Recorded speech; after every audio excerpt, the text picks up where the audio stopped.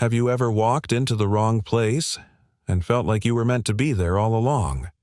Tonight's story begins with a single knock, a rain-soaked man and a woman who utters just 6 quiet words that change everything. But don't rush to assumptions. What follows isn't what you think. It's deeper, more human, and it might just stay with you long after the final line. Before we begin, if stories of kindness, quiet love, and second chances speak to your heart, please consider subscribing to the channel. It means the world to us and helps us continue sharing the stories that matter. Now let's begin. The Stranger Upstairs. A poor mechanic stepped into the wrong suite. She pulled him in and said, "I was hoping it was you." The rain hadn't let up in hours. It fell in fine needles that stung Ethan's cheeks as he squinted up at the towering glass and steel behemoth looming above him. Langford Tower, the kind of building that didn't usually show up on his repair route. Most of his gigs were in modest apartment complexes or diners whose plumbing dated back to the 1980s. This place had gold leaf logos etched into the glass lobby doors and a doorman who looked at him like a misplaced package. Ethan stepped inside, wiping his boots on the mat and pulling the crumpled work order from his damp jacket. The paper was smudged ink bleeding around the address. Unit 13B, it had said. Emergency plumbing issue, busted faucet possibly leaking into the unit below. The dispatcher told him to head up right away. No concierge signature needed. The doorman nodded reluctantly after checking a clipboard. 13th floor. Service elevators to the left. Ethan nodded a polite thanks, gripping his tool bag. The elevator was sleek and silent. Inside, a soft tune played something classical he couldn't name, and the numbers lit up in gentle amber as he pressed 13. Or thought he did. His thumb had hit the button marked 31. The elevator ascended with a whisper. When the doors opened, he stepped out into a corridor that felt more like a luxury hotel than any apartment floor he'd seen. Plush carpet, wall sconces that glowed like candlelight. A faint scent of lavender and vanilla hung in the air. "This can't be it," he muttered. Still, he walked to the door labeled 31B. The numbers were carved into a smooth wooden plaque with brushed metal trim. Maybe this was one of those buildings where units were labeled by tower instead of floor. He'd seen weirder. He knocked firm but polite. The door opened almost instantly. And then time stopped. She stood in the doorway barefoot, wearing a silk robe the color of antique ivory, her auburn hair pulled back in a loose, elegant twist. Her eyes, deep green, rimmed with exhaustion, searched his face like she was flipping through memories only she could see. For a full breath, she didn't speak. Then just as Ethan opened his mouth to apologize, "I was hoping it was you," she said softly. Her voice wasn't flirtatious or coy. It was something else entirely, relief. Longing, like someone who'd been waiting by the window for years. Ethan blinked. "I'm sorry, I think I've got the wrong." But she stepped aside. "Come in, please." There was something in her tone that didn't ask it needed. Ethan hesitated, one boot still on the threshold, then nodded slowly and stepped inside. The apartment was warm, low-lit. A record played faint jazz in the background. On the kitchen island sat a half-filled wine glass, a linen napkin, a vase with white lilies just beginning to wilt. It paused like a life mid-sentence. She walked ahead of him, her steps light against the hardwood floors. "You still fix things," Ethan followed slowly. Yes, I'm a mechanic, plumbing too. I was sent to fix a faucet. Thought this was 13B. She turned, smiling faintly, but it didn't quite reach her eyes. "Maybe you're exactly where you were supposed to be." He scratched the back of his neck. "I can check your sink, just in case." "In the kitchen," she said. "Left side's been dripping." He set his bag down and crouched under the sink. Sure enough, a slow leak had created a fine sheen on the pipe beneath. Not enough to cause damage yet, but it would have in a week. As he worked, she poured a second glass of wine and sat on one of the tall bar stools. "I'm Rachel," she said after a while. "Ethan," he replied, tightening a joint. Sorry for the intrusion. I really didn't mean to show up uninvited." She studied him. "You're not intruding. You're unexpected." That word lingered in the air. When he finished, he stood and wiped his hands with a rag. She handed him a clean napkin. It smelled faintly of perfume, something floral but grounded. Jasmine and cedar, maybe. "You're very kind," she said. Most men would have just walked out. He gave her a small shrug. "You looked like you needed someone to stay." Silence settled between them. Not awkward, contemplative. Rachel sipped her wine. "Tonight would have been my father's birthday. Not my biological one, the one who raised me. He died last week. I'm sorry. He was a mechanic, too." She smiled this time with something sad but genuine.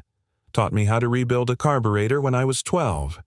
I used to sit in his shop just to hear him hum to the radio. That sounds like a good man.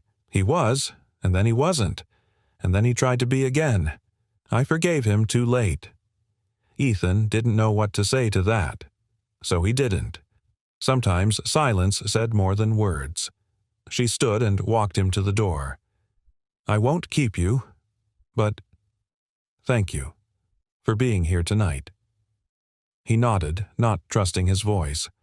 The weight of the moment, her vulnerability, the strange comfort in this accidental meeting settled over him. As he stepped into the hall, she touched his arm lightly. "If you ever get the wrong address again," she said, voice barely above a whisper, "maybe try this one." Then the door clicked shut behind him. And for a long moment Ethan stood there listening to the echo of her words. Something in his chest stirred a familiar ache he thought he'd buried long ago. Not love, not yet, but the sense that maybe not all wrong doors are wrong. Ethan drove home in silence, windshield wipers beating in steady rhythm against the soft drizzle. The streets were mostly empty, bathed in the blurred glow of yellow street lamps. Yet the silence in his truck felt louder than the rain. He kept replaying her voice. "I was hoping it was you." It hadn't been a flirtation. It hadn't been confusion. It had been honest. Like she'd opened the door expecting a ghost and found a man who looked enough like one to pass. He glanced at the crumpled work order on the passenger seat. 13B. He'd definitely hit the wrong floor. But she hadn't asked him to leave. In fact, she'd looked relieved. He didn't know what to make of that. By the time he pulled into the gravel driveway of the duplex he rented on the east side of the city, the rain had slowed to a mist. Light still glowed behind the blinds of the front room. Lily was waiting. Inside, he found her curled up on the sofa under her fleece blanket, her sketchbook balanced on her knees. A cartoon owl looked up at him from the page, mid-flight wings wide. "Hey, Dad," she said sleepily, not looking up. "Hey, Bug," he replied, towing off his boots and setting his tool bag down softly. Still drawing, she nodded.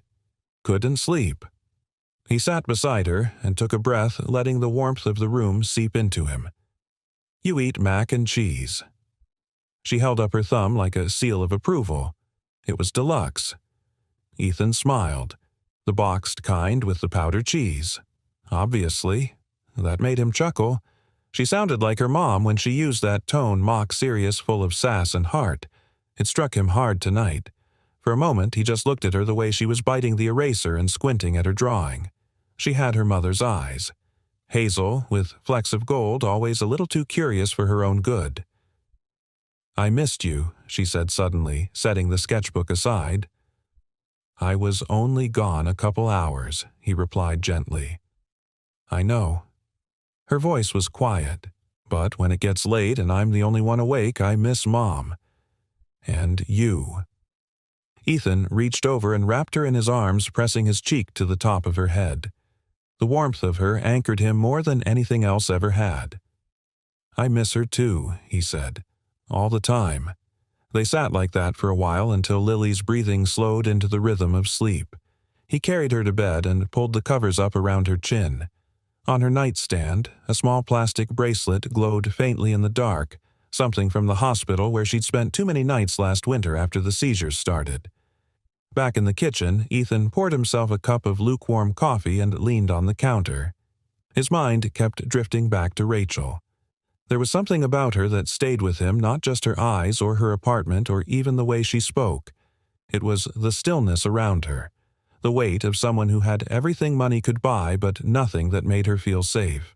He thought of the lilies on her counter just beginning to droop, the untouched dinner plate, the hesitation in her voice when she said she'd forgiven her father too late. He'd seen that look before in the mirror, after his wife passed, and he'd had to learn to smile for Lily's sake even when everything in him felt gray. And then there was that strange, almost impossible coincidence, her father being a mechanic, the way she had lingered when he picked up the wrench like it unlocked a memory. Maybe that was why she let him in. Maybe she'd been waiting for someone who reminded her of the man she once loved and lost. He didn't kid himself, he was just a stand-in for a ghost. Still, there had been something real in the way she handed him that napkin. He took it from his coat pocket now and held it up to the dim light. It was cloth, not paper, embroidered with the letter L. Subtle perfume still clung to it, same scent from her apartment. Jasmine and something earthy like cedarwood. Strange how small things could feel like messages. He folded it carefully and tucked it back into the inner pocket of his coat. The next morning, Ethan dropped Lily off at school. Her teacher, Mrs. Dawson, greeted her with a warm hug. They were lucky to have someone like her, kind, patient, perceptive. As Ethan turned to leave, Mrs. Dawson caught his sleeve. "She's been asking a lot more about her mother lately," she said gently. "Sometimes during story time." Ethan nodded. "She always gets quieter in the fall. Maybe you could talk to the counselor again, just to give her space to share." "I'll think about it," he said. But inside he felt the familiar mix of guilt and helplessness. He wanted to be everything Lily needed, but he also knew he was barely holding things together. 2 jobs' bills, hospital debts. And now a woman he didn't know had said something that wouldn't leave him alone. "I was hoping it was you." That evening, Ethan drove back through the city on another call. This one was real floor 12 busted water heater, routine. But as he passed Langford Tower, he slowed gaze drifting to the familiar glow of the upper floors. Suite 31B. He almost didn't stop, but the light was on again. Not the ceiling lights. A single lamp in the corner, like someone was reading, or waiting. He pulled over and sat there for a long minute, engine idling. Then with a sigh and a slow shake of his head, Ethan drove on. He had no business being there. She was just a woman grieving in silk, and he was just the mechanic who knocked on the wrong door. But deep down he also knew it hadn't been the wrong door at all. Rachel didn't remember falling asleep. One moment she was staring at the ceiling, the dull ache in her chest pulsing like a wound that refused to close. The next morning, light spilled through the sheer curtains of the penthouse windows, painting the hardwood floors in pale gold. Her wine glass from the night before still sat half full on the kitchen island. She hadn't eaten. Again. Rachel pushed herself upright, clutching the edge of the couch for balance. Her robe had slipped from one shoulder during the night, but the chill that slid down her spine had little to do with the room temperature. It had to do with him, with Ethan, with the man who showed up by accident and somehow felt more familiar than any of the people who had come into her life with purpose. She walked to the kitchen, ignoring the pulse of a dull headache, and opened the dishwasher out of habit. It was already empty. The maid had come yesterday morning. There was nothing left for her to do but exist, eat, bathe, smile for shareholders when needed. But none of those were natural anymore. Rachel opened the drawer by the fridge and pulled out her father's old wrench, the one he gave her the summer she turned 13. It had rusted along the edges, the handle worn down by decades of use, but she'd kept it like a relic, a fossil of who she used to be. Her father, David Langford, hadn't always been wealthy. He started with a 2-bay auto shop in Tacoma, worked 6 days a week, and fixed cars with his bare hands until one day he had a chance to buy the building he was renting. That small investment eventually became Langford Services, then Langford Tower. But somewhere along the way he traded his toolbox for balance sheets. He dressed in Italian suits, not oil-stained flannel. He forgot how to get his hands dirty. And she, his only child, grew up in two worlds, one of shop rags and socket wrenches and one of boardrooms and private schools. Rachel held the wrench like it might still remember him the way she did. That's what Ethan reminded her of. Not her father exactly, but the man her father had once been. The man who whistled while working, who smelled of grease and lemon soap, who taught her that if something was broken, you didn't throw it away. You fixed it. She set the wrench gently on the counter, then crossed to the window and looked out over the city. Morning fog clung to the skyline, softening the harsh lines of concrete and glass. Down below, cars streamed like blood cells through veins, everyone rushing busy, connected and disconnected all at once. And somewhere out there, Ethan was beginning his day. He hadn't asked for her name, not until the end. And when he did, he'd said it like it mattered. Not like someone checking off a work order, but someone who saw her, really saw her. Rachel turned from the window and picked up her phone. She didn't text him. She didn't have his number, but she still had the repair slip. She'd found it under the vase of lilies last night after he left a standard-issue carbon copy form. Most of the handwriting was smudged from the rain, but at the bottom, scribbled just above the signature line, was his first name and a barely legible phone number starting with 206. Seattle Local. She stared at the numbers, then tucked the slip into the back of a leather-bound notebook and forced herself to start the day. Meanwhile, across town, Ethan stood in the hallway outside Lily's bedroom listening. He didn't hear anything. No cartoons playing on low volume, no sound of drawers opening or socks being flung in frustration. That was unusual. Lily was always moving, always narrating her actions like a one-girl radio station. He knocked lightly. "Hey, you up?" A pause. Then her small voice, "Kind of." Ethan opened the door. Lily sat on the edge of the bed, still in pajamas, holding a crayon she hadn't used. Her sketch pad lay on the floor. He stepped in. "You feeling okay?" She shrugged, then looked up at him. "I had a dream." He sat beside her. "About Mom? Kind of." She hesitated. She was standing on a ladder hanging stars from the ceiling. "And I asked if I could help, but she said, 'Not yet. You're still building yours.'" Ethan felt something tighten behind his ribs. He placed a hand on her back, gentle. "That's a beautiful bug." Lily looked at him. "Do you think dreams are messages?" "Sometimes," he smiled. "Sometimes they're just our hearts working overtime." "Then mine must be really tired." He kissed the top of her head.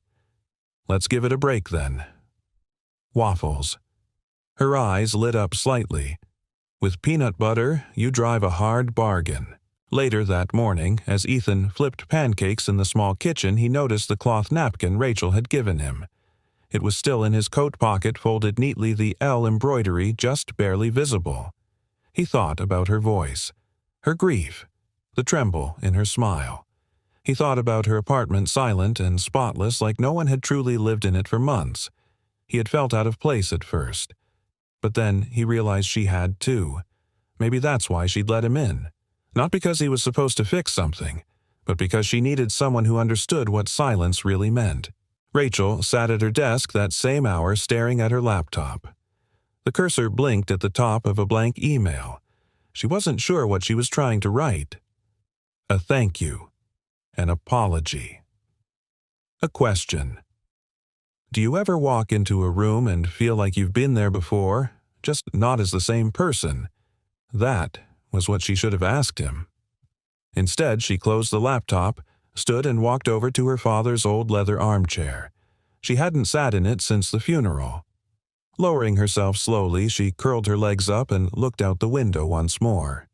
Somewhere out there was a man who entered the wrong door, and somehow in doing so had left it open just enough for light to come in again. Ethan wasn't one to linger. His days were built around momentum. Fix, move, provide, repeat.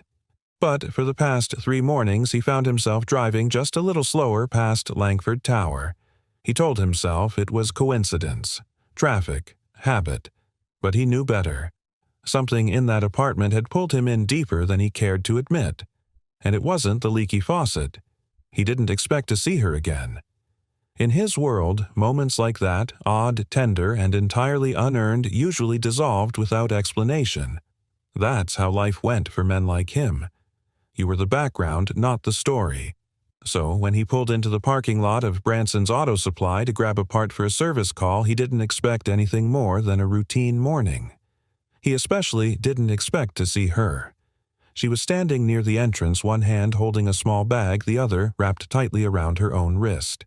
Her hair was tied in a low ponytail, sunglasses perched on her head, and she wore jeans and a soft gray sweater that somehow made her look even more out of place in the grease-slicked parking lot. Rachel. She saw him before he saw her. For a second, she looked like she might step back, disappear. But she didn't. She waited.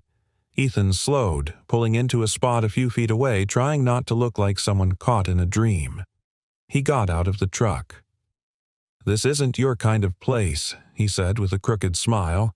She smiled back almost shyly. "Used to be. A long time ago."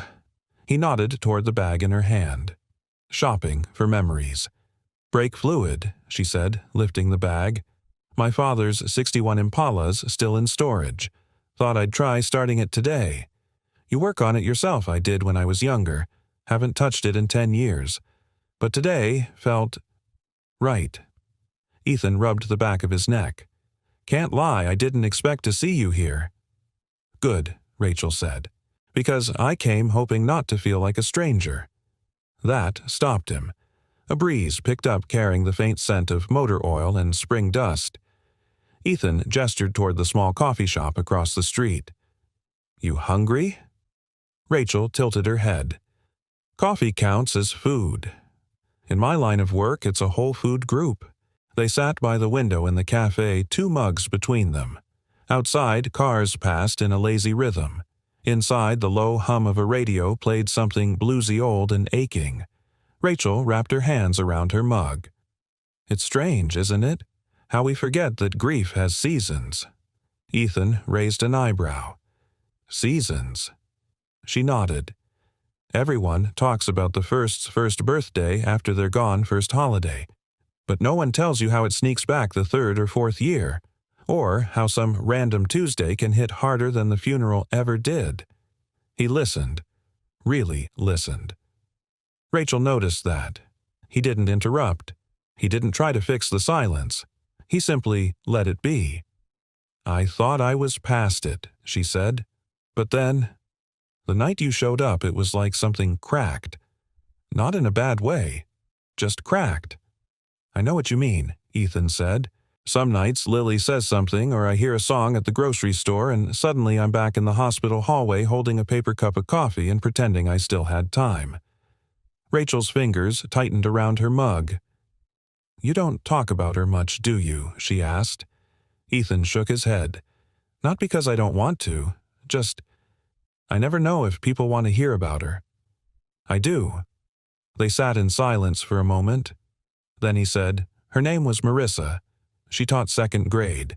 Had a thing for books about lost animals and never left the house without Burt's Bees lip balm.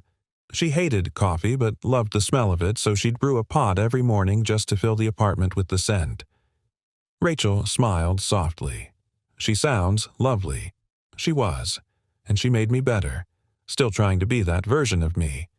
For Lily. A few seconds passed before Rachel whispered, "Do you think that's what grief really is?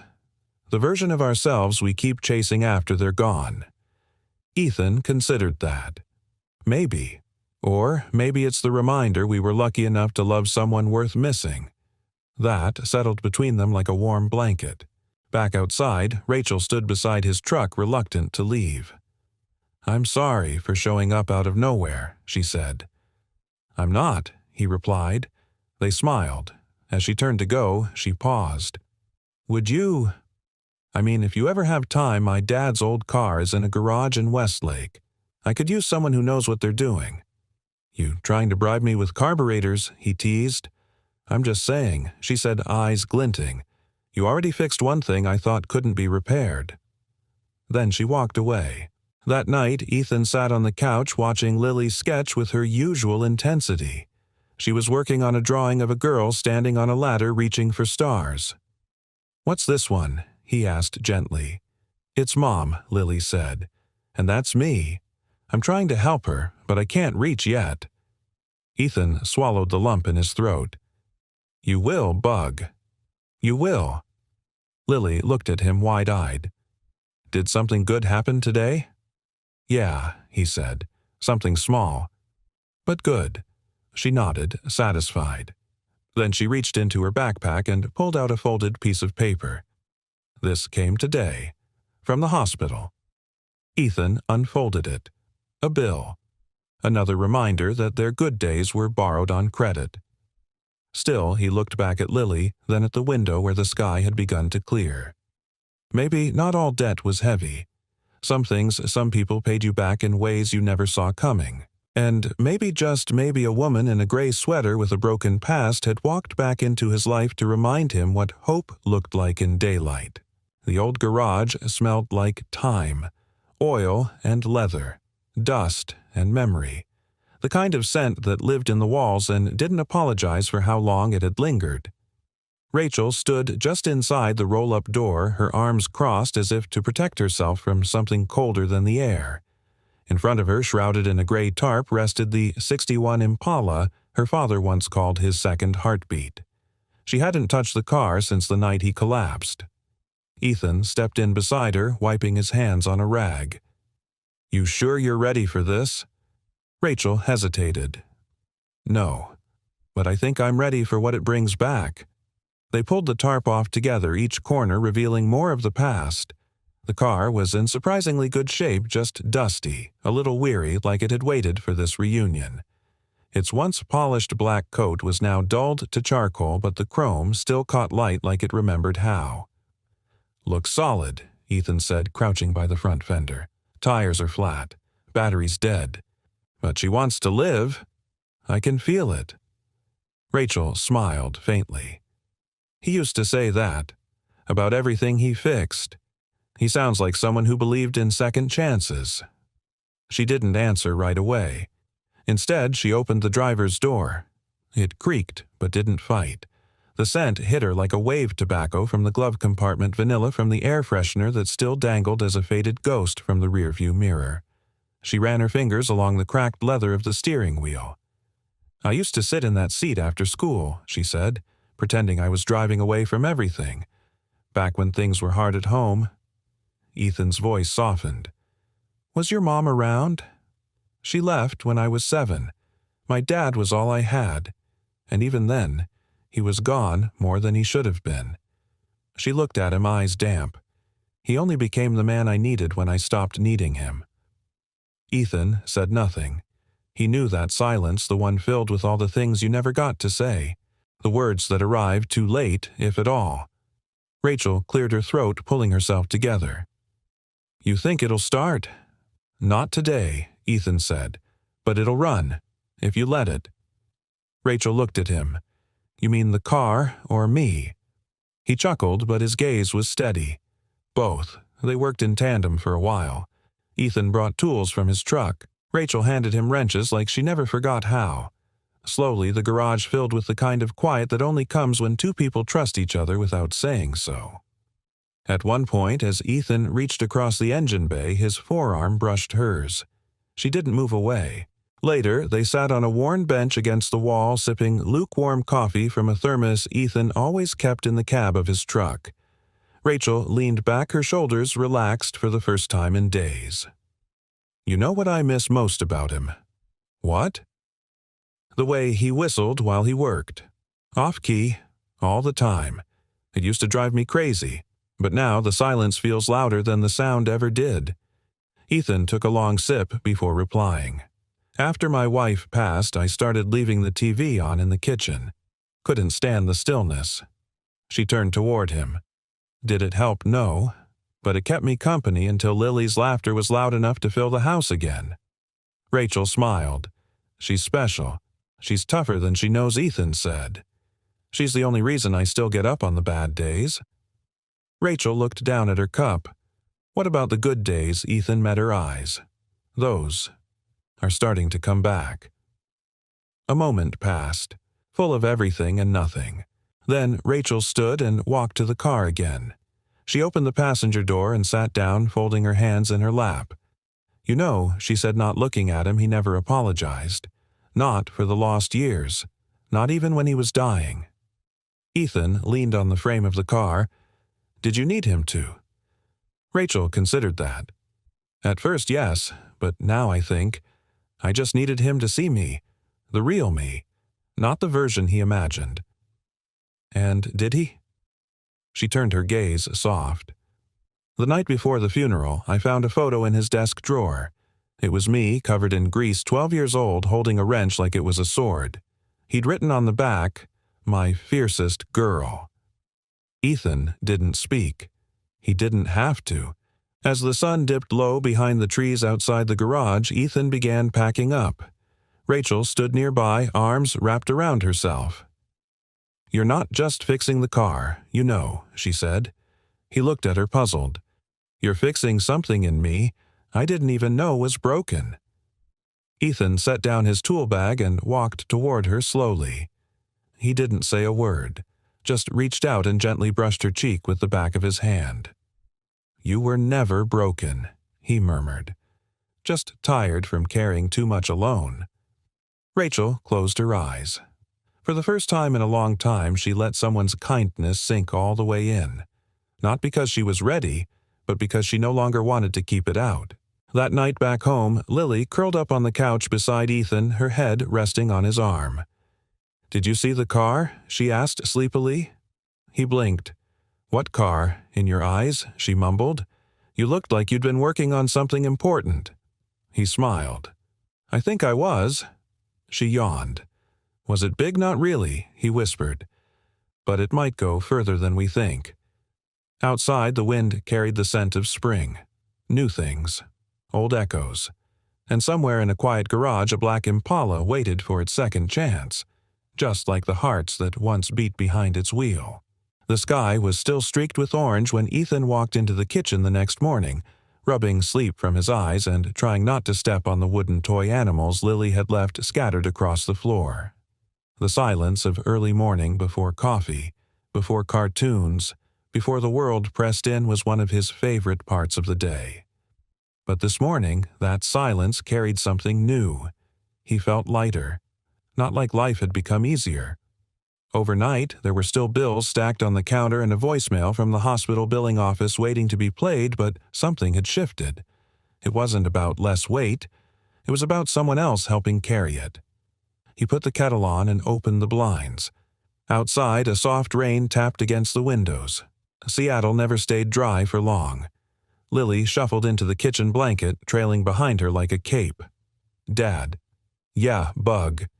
"Do cars get lonely when no one drives them?" Ethan turned eyebrow raised. "That a dream or one of your deep morning thoughts?" She plopped into a chair. "Just wondering." He smiled as he poured hot water into 2 mugs, his for coffee, hers for cocoa. "I think maybe they do. Just like people." Across the city, Rachel stood at her bathroom mirror applying a soft shade of lipstick she hadn't touched in years.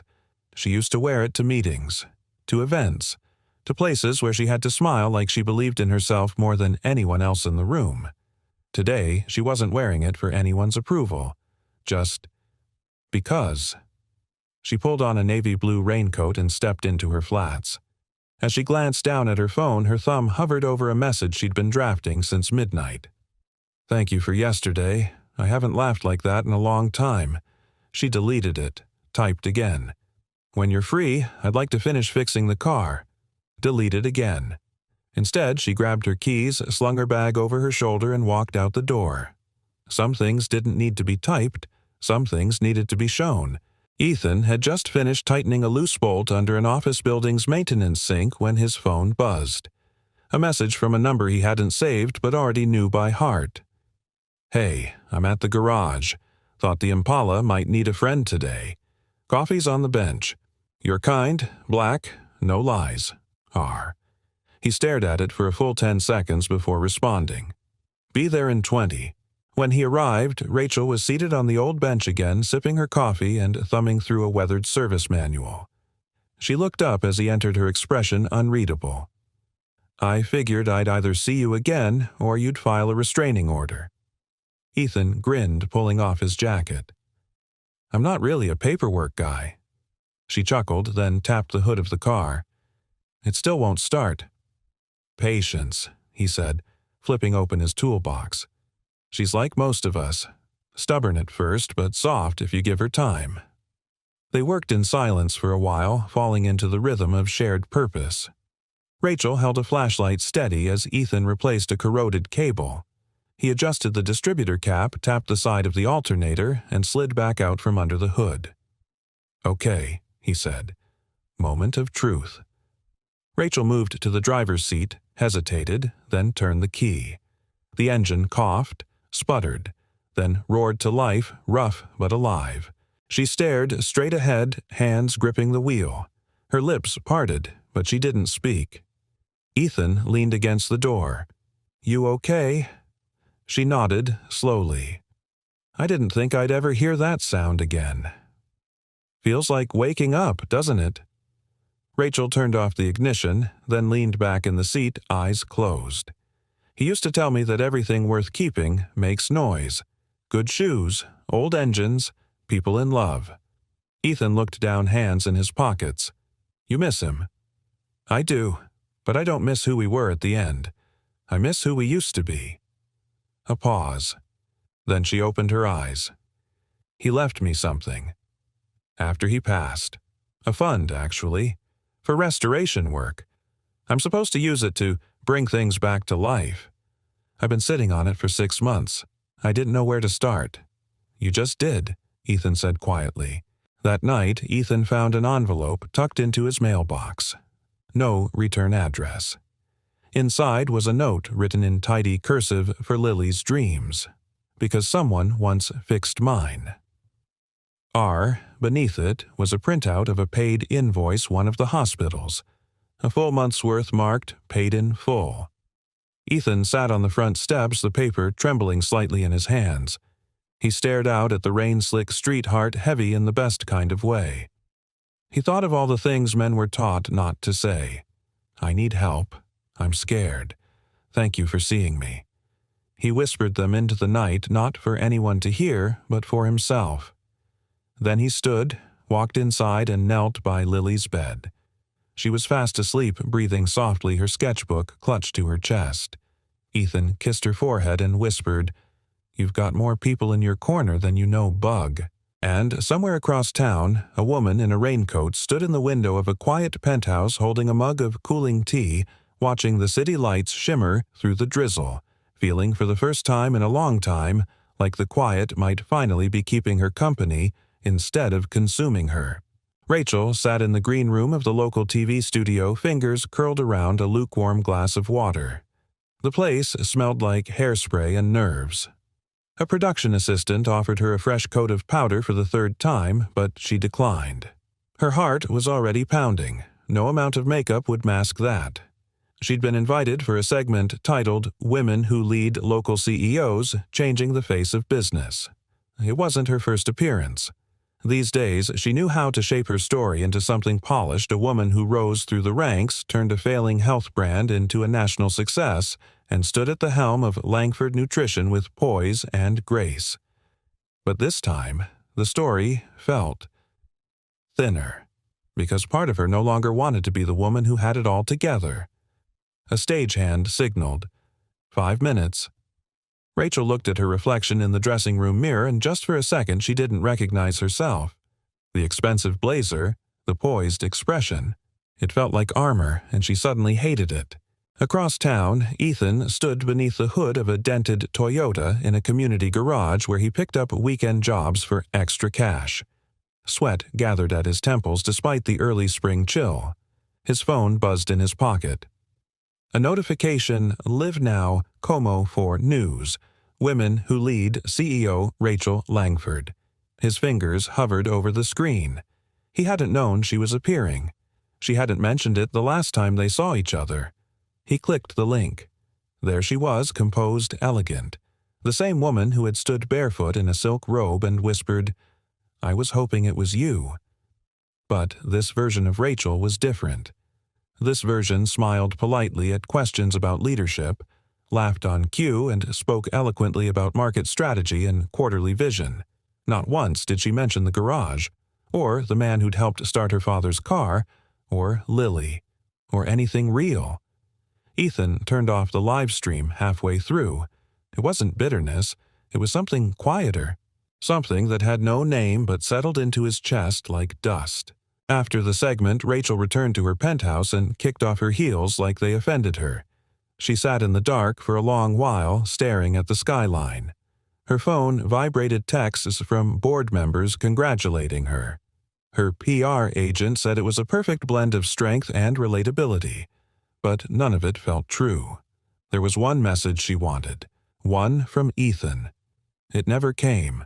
3 days passed. No texts, no calls. The Impala sat quiet in the garage. The silence between them grew not with anger, but with caution, as if neither wanted to touch something that might break too easily.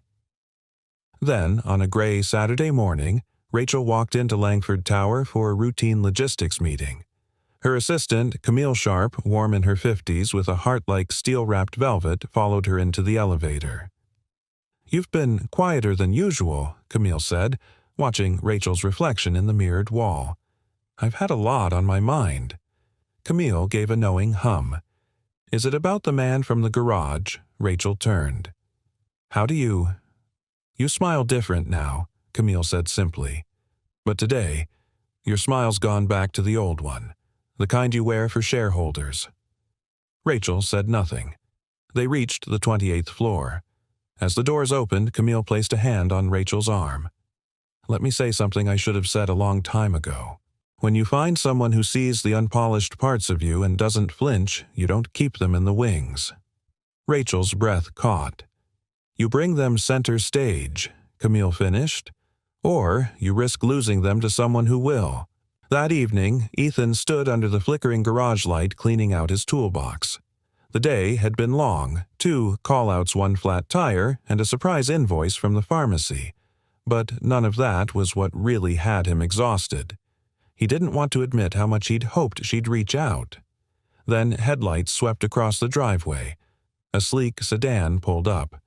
Rachel stepped out dressed not like a CEO but like a woman who had forgotten how to breathe easy until now.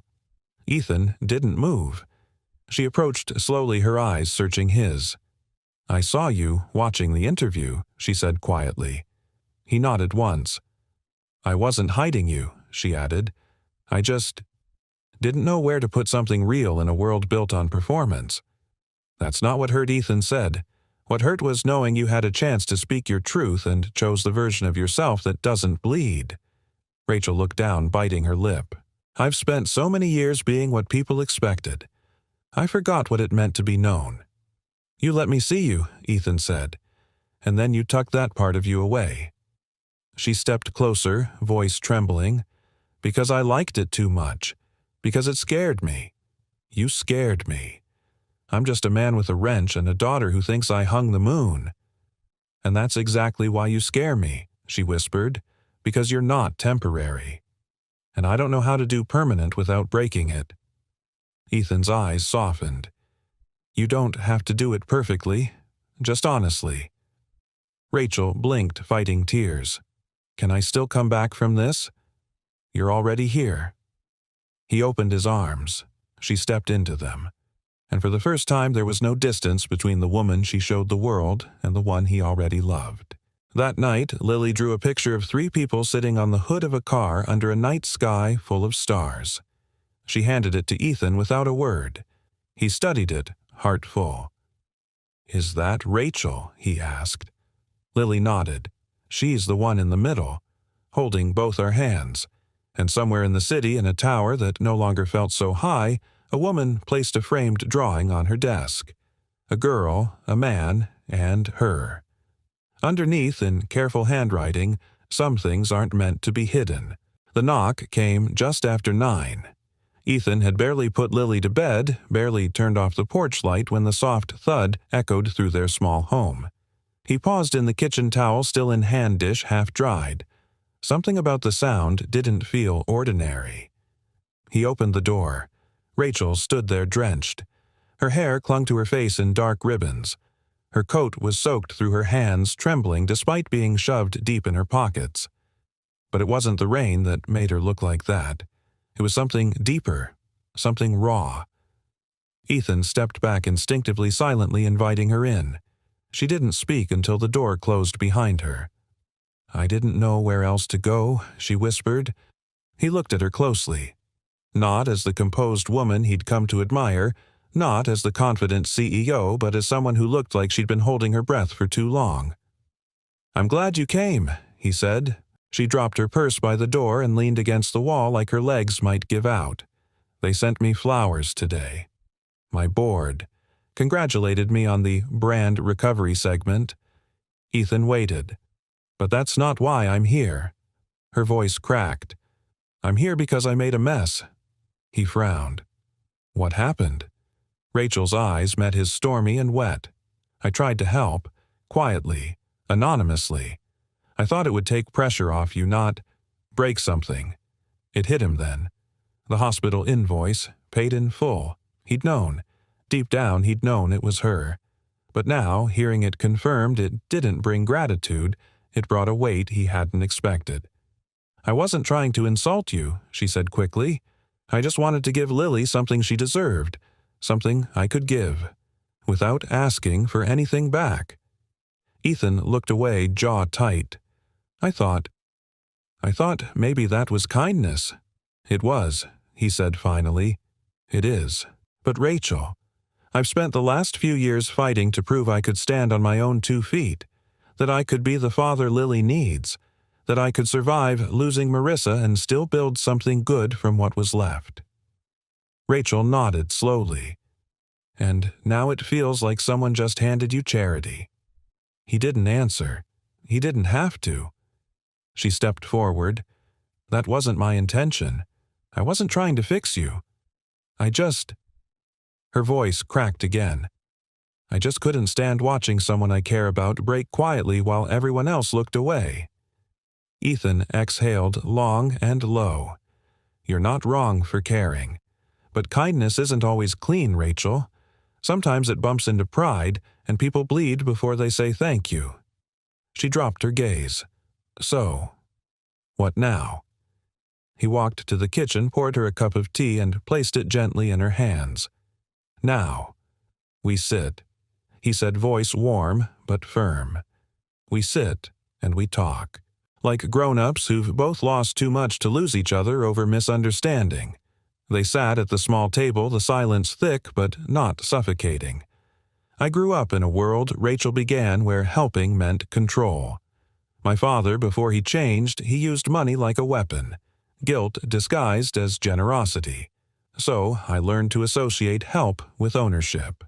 And I swore I'd never be like him." Ethan looked at her. Really looked. "You're not." She blinked hard. "But I was afraid you'd see me that way. That if I told you I paid the bill, it would sound like I was buying my way in." His voice softened.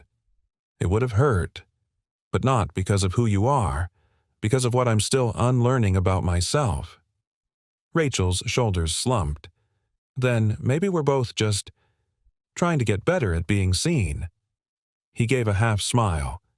"Sounds about right." A creak from the hallway. Then soft footsteps. Lily in her pajamas rubbing her eyes. She froze when she saw Rachel. Rachel stood slowly. "Hi, Lily. I'm sorry if I woke you." Lily shook her head and walked straight to her father, crawling into his lap like it was the safest place on earth. "Did you come because of me?" she asked Rachel, her voice small. Rachel knelt beside the table eye level with her. "No, sweet girl. I came because of me." Lily tilted her head. "Are you okay now?" Rachel smiled, tears threatening. I'm on my way." Ethan brushed Lily's hair back. "What do you say we let Rachel stay for a bit, just until the rain stops?" Lily nodded. "She can have my blanket, the warm one." Rachel looked at Ethan. I don't deserve this. No, he said, but neither did I. And yet, we're still here.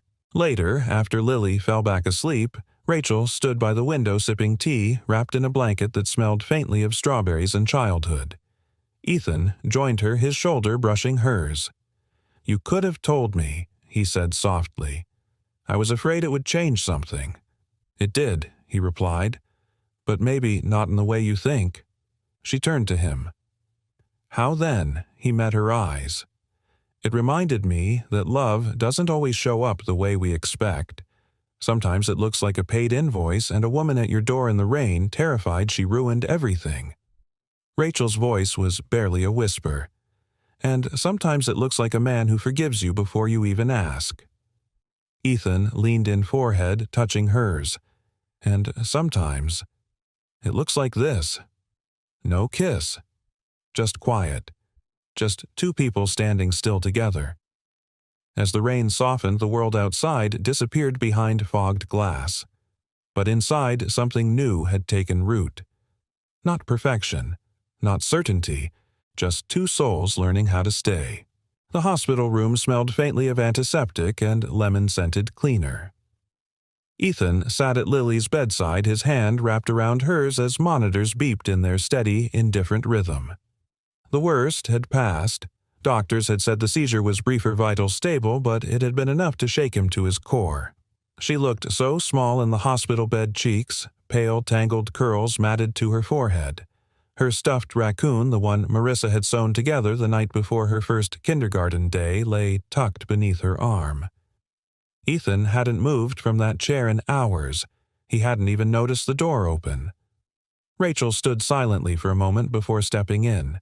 She wore no makeup, no suit, just jeans and a soft gray cardigan. She held 2 coffees, and her expression carried the kind of tenderness that can only come from having lived through someone else's pain.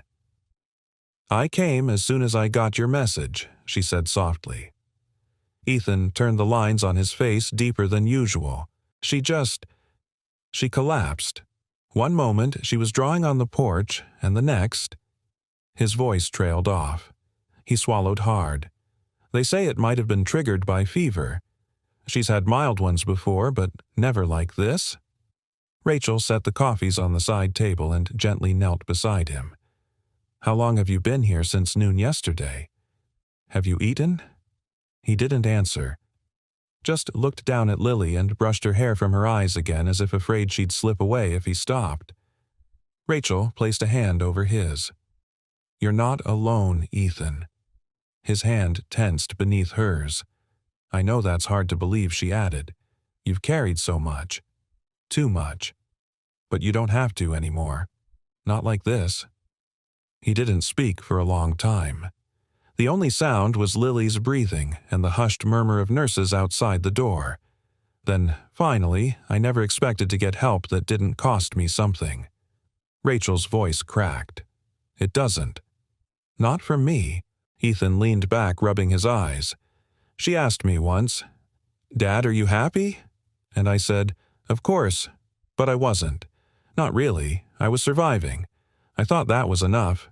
But lately, with you, I remembered what it felt like to want more than just getting by. Rachel's breath hitched.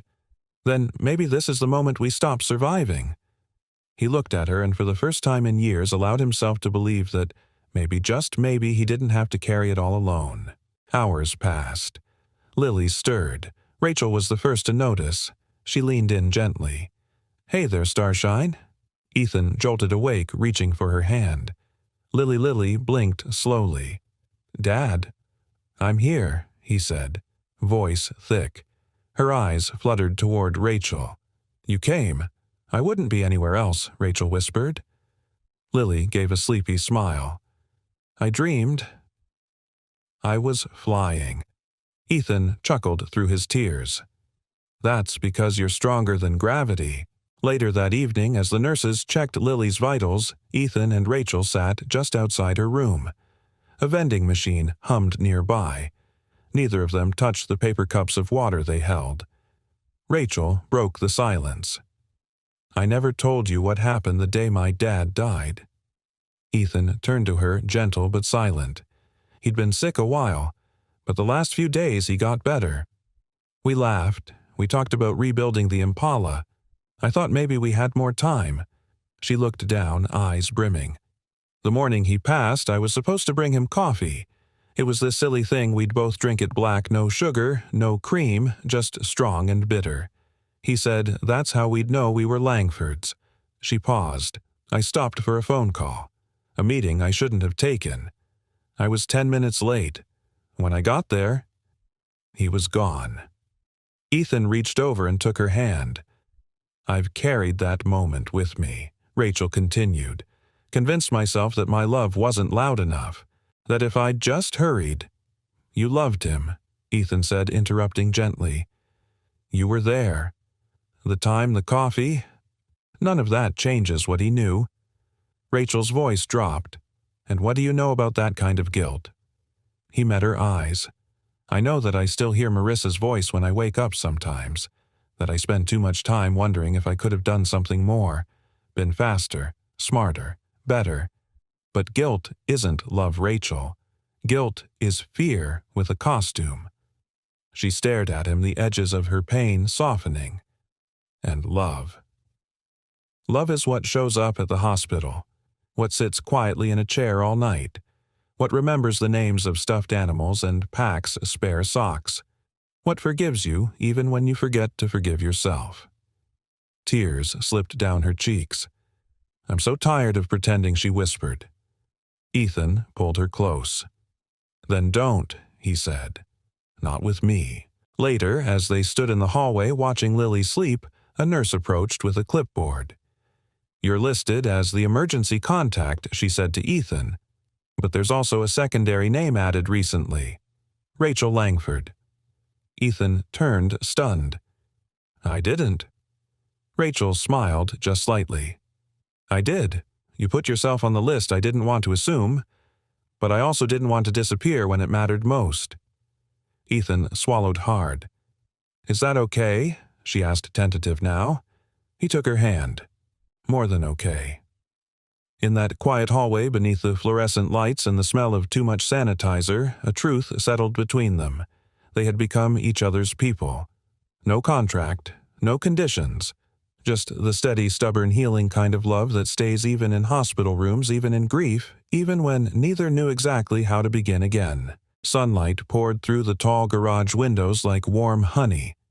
The Impala sat at the center of it all, gleaming proud and fully awake.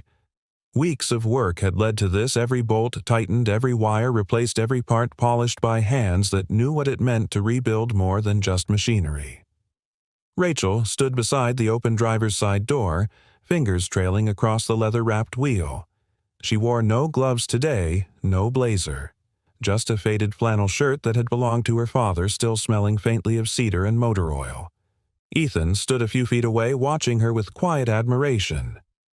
Lily sat on the hood legs, swinging her sketchbook open on her knees as she drew the finished car like it was a living thing, a memory being born in real time. She's beautiful, Rachel said softly, nodding to the car. But her eyes were on Lily. She is, Ethan agreed. His gaze fixed on Rachel now. The car wasn't the only thing that had come back to life. They spent the morning together running errands for the community center's upcoming fundraiser. Rachel had donated a portion of her restoration grant to rebuild the center's dilapidated library. No press, no fanfare, just quiet action.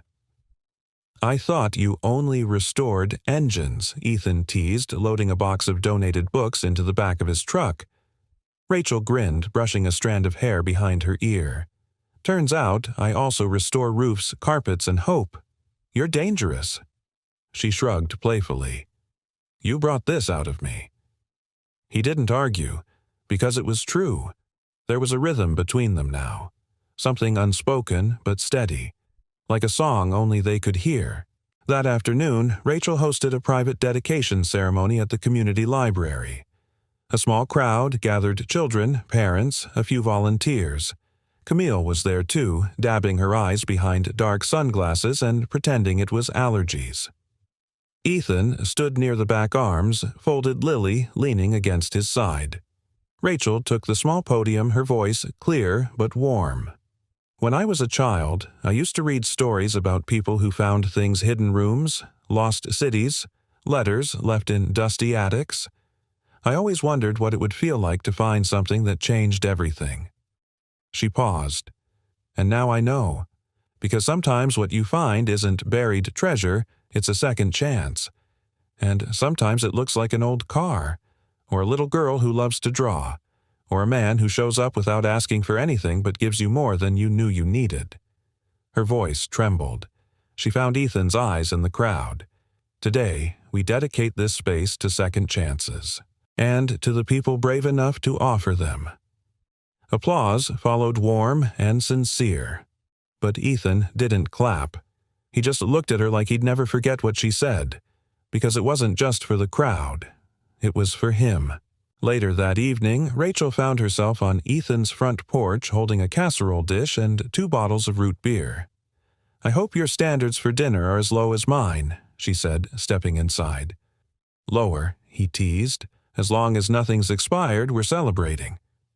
They ate on the back steps, watching Lily chase fireflies across the yard. The sky stretched overhead, peach fading into soft indigo stars pricking through like shy confessions. Ethan leaned back on his elbows. "You ever think about what happens next?" Rachel looked at him. "Every day." And she hesitated, then said, I want to try living in a story where nothing's missing, where no one's pretending. Just a good life, even if it's quiet." Ethan nodded slowly. "That sounds like a story worth writing." She smiled.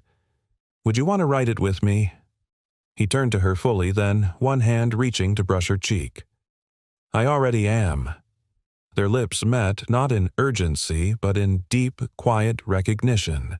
The kind of kiss that said, "You found me and I'm staying." Inside, Lily was curled up on the couch with a blanket and her sketchbook. When Rachel came in, Lily looked up and asked, "Are you going to be here in the morning?" Rachel smiled. "If your dad's okay with it." Lily looked at Ethan. "She's part of the house now." Ethan crouched beside his daughter, kissing her forehead. Then it settled. Lily beamed. "I'll draw a picture of all of us. Even the car." Rachel chuckled. "Especially the car." That night, Rachel sat in the armchair by the front window, Ethan across from her with a mug of tea. The room was quiet, but it wasn't empty. It was full of all the things they hadn't known how to hope for. A knock came at the door, just one. Camille peeked her head in. "Just came by to drop off your keys, darling. Didn't want to interrupt your domestic tranquility." Rachel blushed. "Come in." Camille stepped inside, handed her the keys, and looked around the space. Then she leaned close, kissed Rachel's cheek, and whispered, "Welcome home." Rachel didn't need to answer. She already knew. This was it. Not the penthouse, not the office, not even the garage. Here, with them. This was home. Outside, the streetlight flickered gently in the distance. Fireflies blinked in slow, graceful rhythm. And behind one warm window, 2 people sat across from each other with the kind of stillness that only comes after the storm has passed. There were no more wrong doors, only the one they had chosen together. The sun rose gently over Seattle, casting a golden haze over the rooftops and tree-lined streets.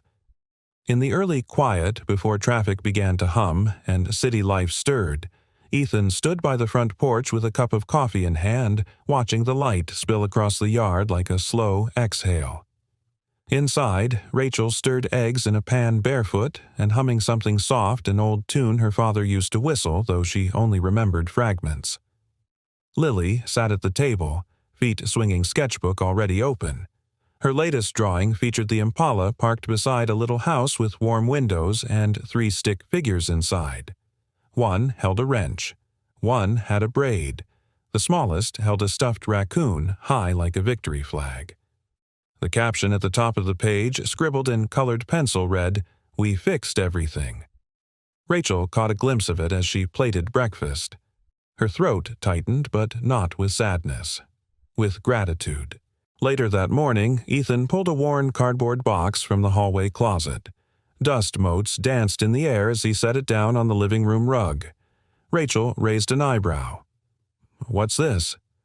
"Pieces," he said. "Of the man I was before everything changed." He opened the box. Inside were photographs, some faded, some curled at the corners. Lily as a baby in Marissa's arms. Ethan in a hospital chair holding his daughter like she might vanish if he blinked. Drawings Lily made during her first year of preschool. And buried near the bottom, a letter in an envelope worn soft from being carried too long. He handed it to Rachel. "I wrote this 6 months after Marissa died," he said. "I never sent it. Didn't know who it was for. Maybe me. Maybe someone I hadn't met yet." Rachel opened it slowly. The handwriting was uneven, raw. "If you're reading this, then I've survived another day. That's something. Some days I can't tell if surviving is a victory or a punishment. But Lily laughs now, and that sound is a kind of salvation I never saw coming. If someone finds this, I hope they understand. I tried, not perfectly, but honestly. I tried to be kind, even when I didn't know what to do with my own pain." Rachel's eyes blurred with tears. She folded the letter and placed it back in the box with care. "You were always writing the story that led us here," she whispered. Ethan nodded. "And you were the chapter I didn't know I needed." That afternoon, Rachel brought Ethan and Lily to the Langford Foundation's new community event, a quiet launch for a grant she'd created in her father's name. It would fund scholarships for children of single parents pursuing trade careers, mechanics, carpenters, electricians, people who fixed things, people like Ethan. The crowd was small neighbors, students, volunteers. Nothing grand, just real. The way her father might have wanted it once upon a time.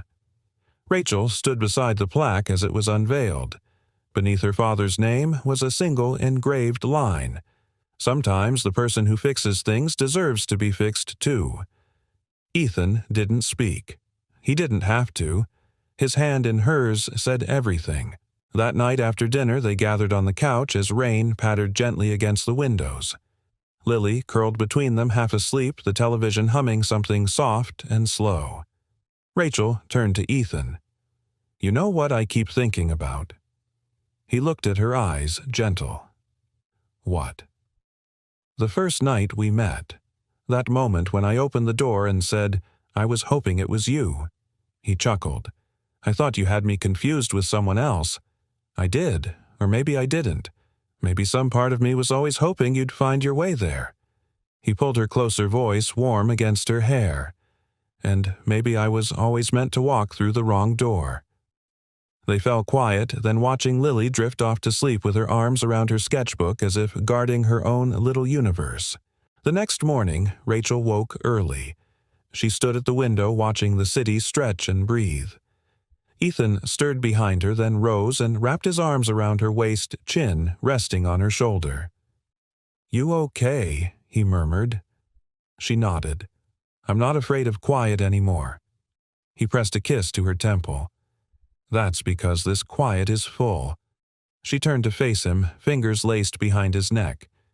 "We didn't get here the easy way." "No," he agreed, "but we got here the right way." She smiled. "Do you ever wonder what would have happened if you hadn't knocked on my door all the time? And I always come back to the same thing." "What's that?" He kissed her forehead. "Not all wrong. Doors are wrong. Somewhere outside, a car engine rumbled gently to life. Somewhere inside, a child dreamed of stars. And somewhere between the two, a love that had been lost, found, and built piece by piece sat quietly holding every room it entered a little more gently. The wrong door, the right place, the beginning after all. We'd love to hear from you. Where in the world are you watching from? Your comments always bring this channel to life, and we truly enjoy reading each and every one. He gave a stranger his coat in a snowstorm, and lost the one thing he couldn't afford to lose. What he didn't know was that this small act of kindness would open a door he never expected to something bigger than second chances. to something that might just change everything. If you believe that ordinary moments can hold extraordinary meaning, you're in the right place.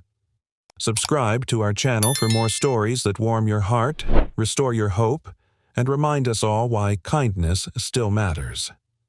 Now, take a deep breath and let's begin. Single dad lost his job for helping a woman. Then she gave him something he never expected. The snow came down like it had a grudge against the earth. Jake Callahan gripped the steering wheel of his battered old Chevy, the heat barely keeping the windshield from fogging over.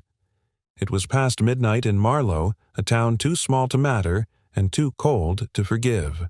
The roads were deserted, streetlights half buried under heavy flakes casting long, lonely shadows across the empty sidewalks. He just wanted to get home to his daughter Sophie. She'd be asleep by now, curled under the threadbare quilt Jake's late wife had sewn during her chemo treatments before everything unraveled. Jake had worked a double shift fixing a busted HVAC system in the hotel's west wing. No thanks, no bonus, just tired hands, sore knees, and the lingering scent of bleach on his uniform. He turned onto 6th and eased off the gas. Something flickered at the edge of the road. Movement. Jake squinted. A figure. A woman. She stood barefoot on the sidewalk, shivering in a navy blue blazer over what looked like a silk blouse utterly unsuited for this kind of weather.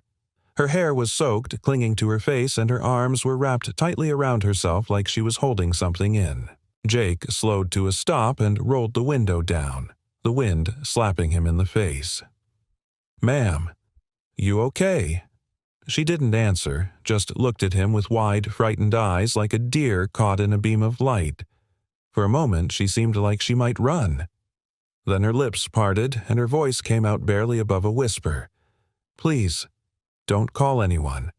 I just need somewhere warm for a bit. Just a little while." Jake hesitated. Everything about this screamed complication. But then he looked closer at the trembling in her fingers, the raw pink of her bare feet, the bruise just under her hairline she'd tried to hide. She was maybe mid-30s, clearly from money. Those were designer shoes in her hand, soaked to ruin. This wasn't drugs or drama. This was fear. Real, raw fear. He leaned over and opened the passenger door. "Get in." She climbed in, moving stiffly, her fingers icy as she pulled the door shut. Jake cranked the heat up and glanced at her. "You hurt?" She shook her head. Chased a pause. Not anymore. Jake didn't ask anything else. He'd seen enough as a former mechanic on military bases overseas. Some people need help. Some people need silence more than questions. He drove toward his apartment in the industrial edge of town. The building was old but warm. He parked and they walked quickly inside. His daughter's room was dark. He tiptoed past it and opened the guest room, the one they rarely used except when his brother visited once a year. "You can take this room," he said. "There's a space heater. Towels in the bathroom across the hall." She turned to him, her voice cracking. "Why are you doing this? You don't even know me." Jake met her eyes. "Because someone once did the same for me when I didn't deserve it. So now I pay it forward." She didn't respond, just nodded and slipped inside. Jake left a cup of warm tea on the nightstand before he returned to his room. He didn't sleep well. The next morning, she was gone. The bed was made. The tea untouched. On the kitchen counter sat a note on hotel stationery, embossed and expensive. Jake picked it up with calloused fingers. "You didn't ask. You didn't judge. You just helped. I won't forget. E. No number. No last name. Nothing more." He looked out the window. The snow had stopped. The sky was a pale, clean blue, the kind that comes only after a storm. Jake exhaled. The door creaked behind him. Sophie, still in her pajamas, rubbed her eyes. Was someone here? Jake hesitated, then smiled. Just someone who needed a little kindness. Sophie nodded like she understood more than a 10-year-old should. Like you always say, kindness doesn't ask for something back. Jake kissed the top of her head. "That's right, sweetheart." But somewhere deep in his gut, he had a feeling. That wasn't just a lost woman, and whatever storm she had run from it wasn't over yet. Not for her, and not for him. The hotel lobby smelled faintly of pine cleaner and overcooked coffee.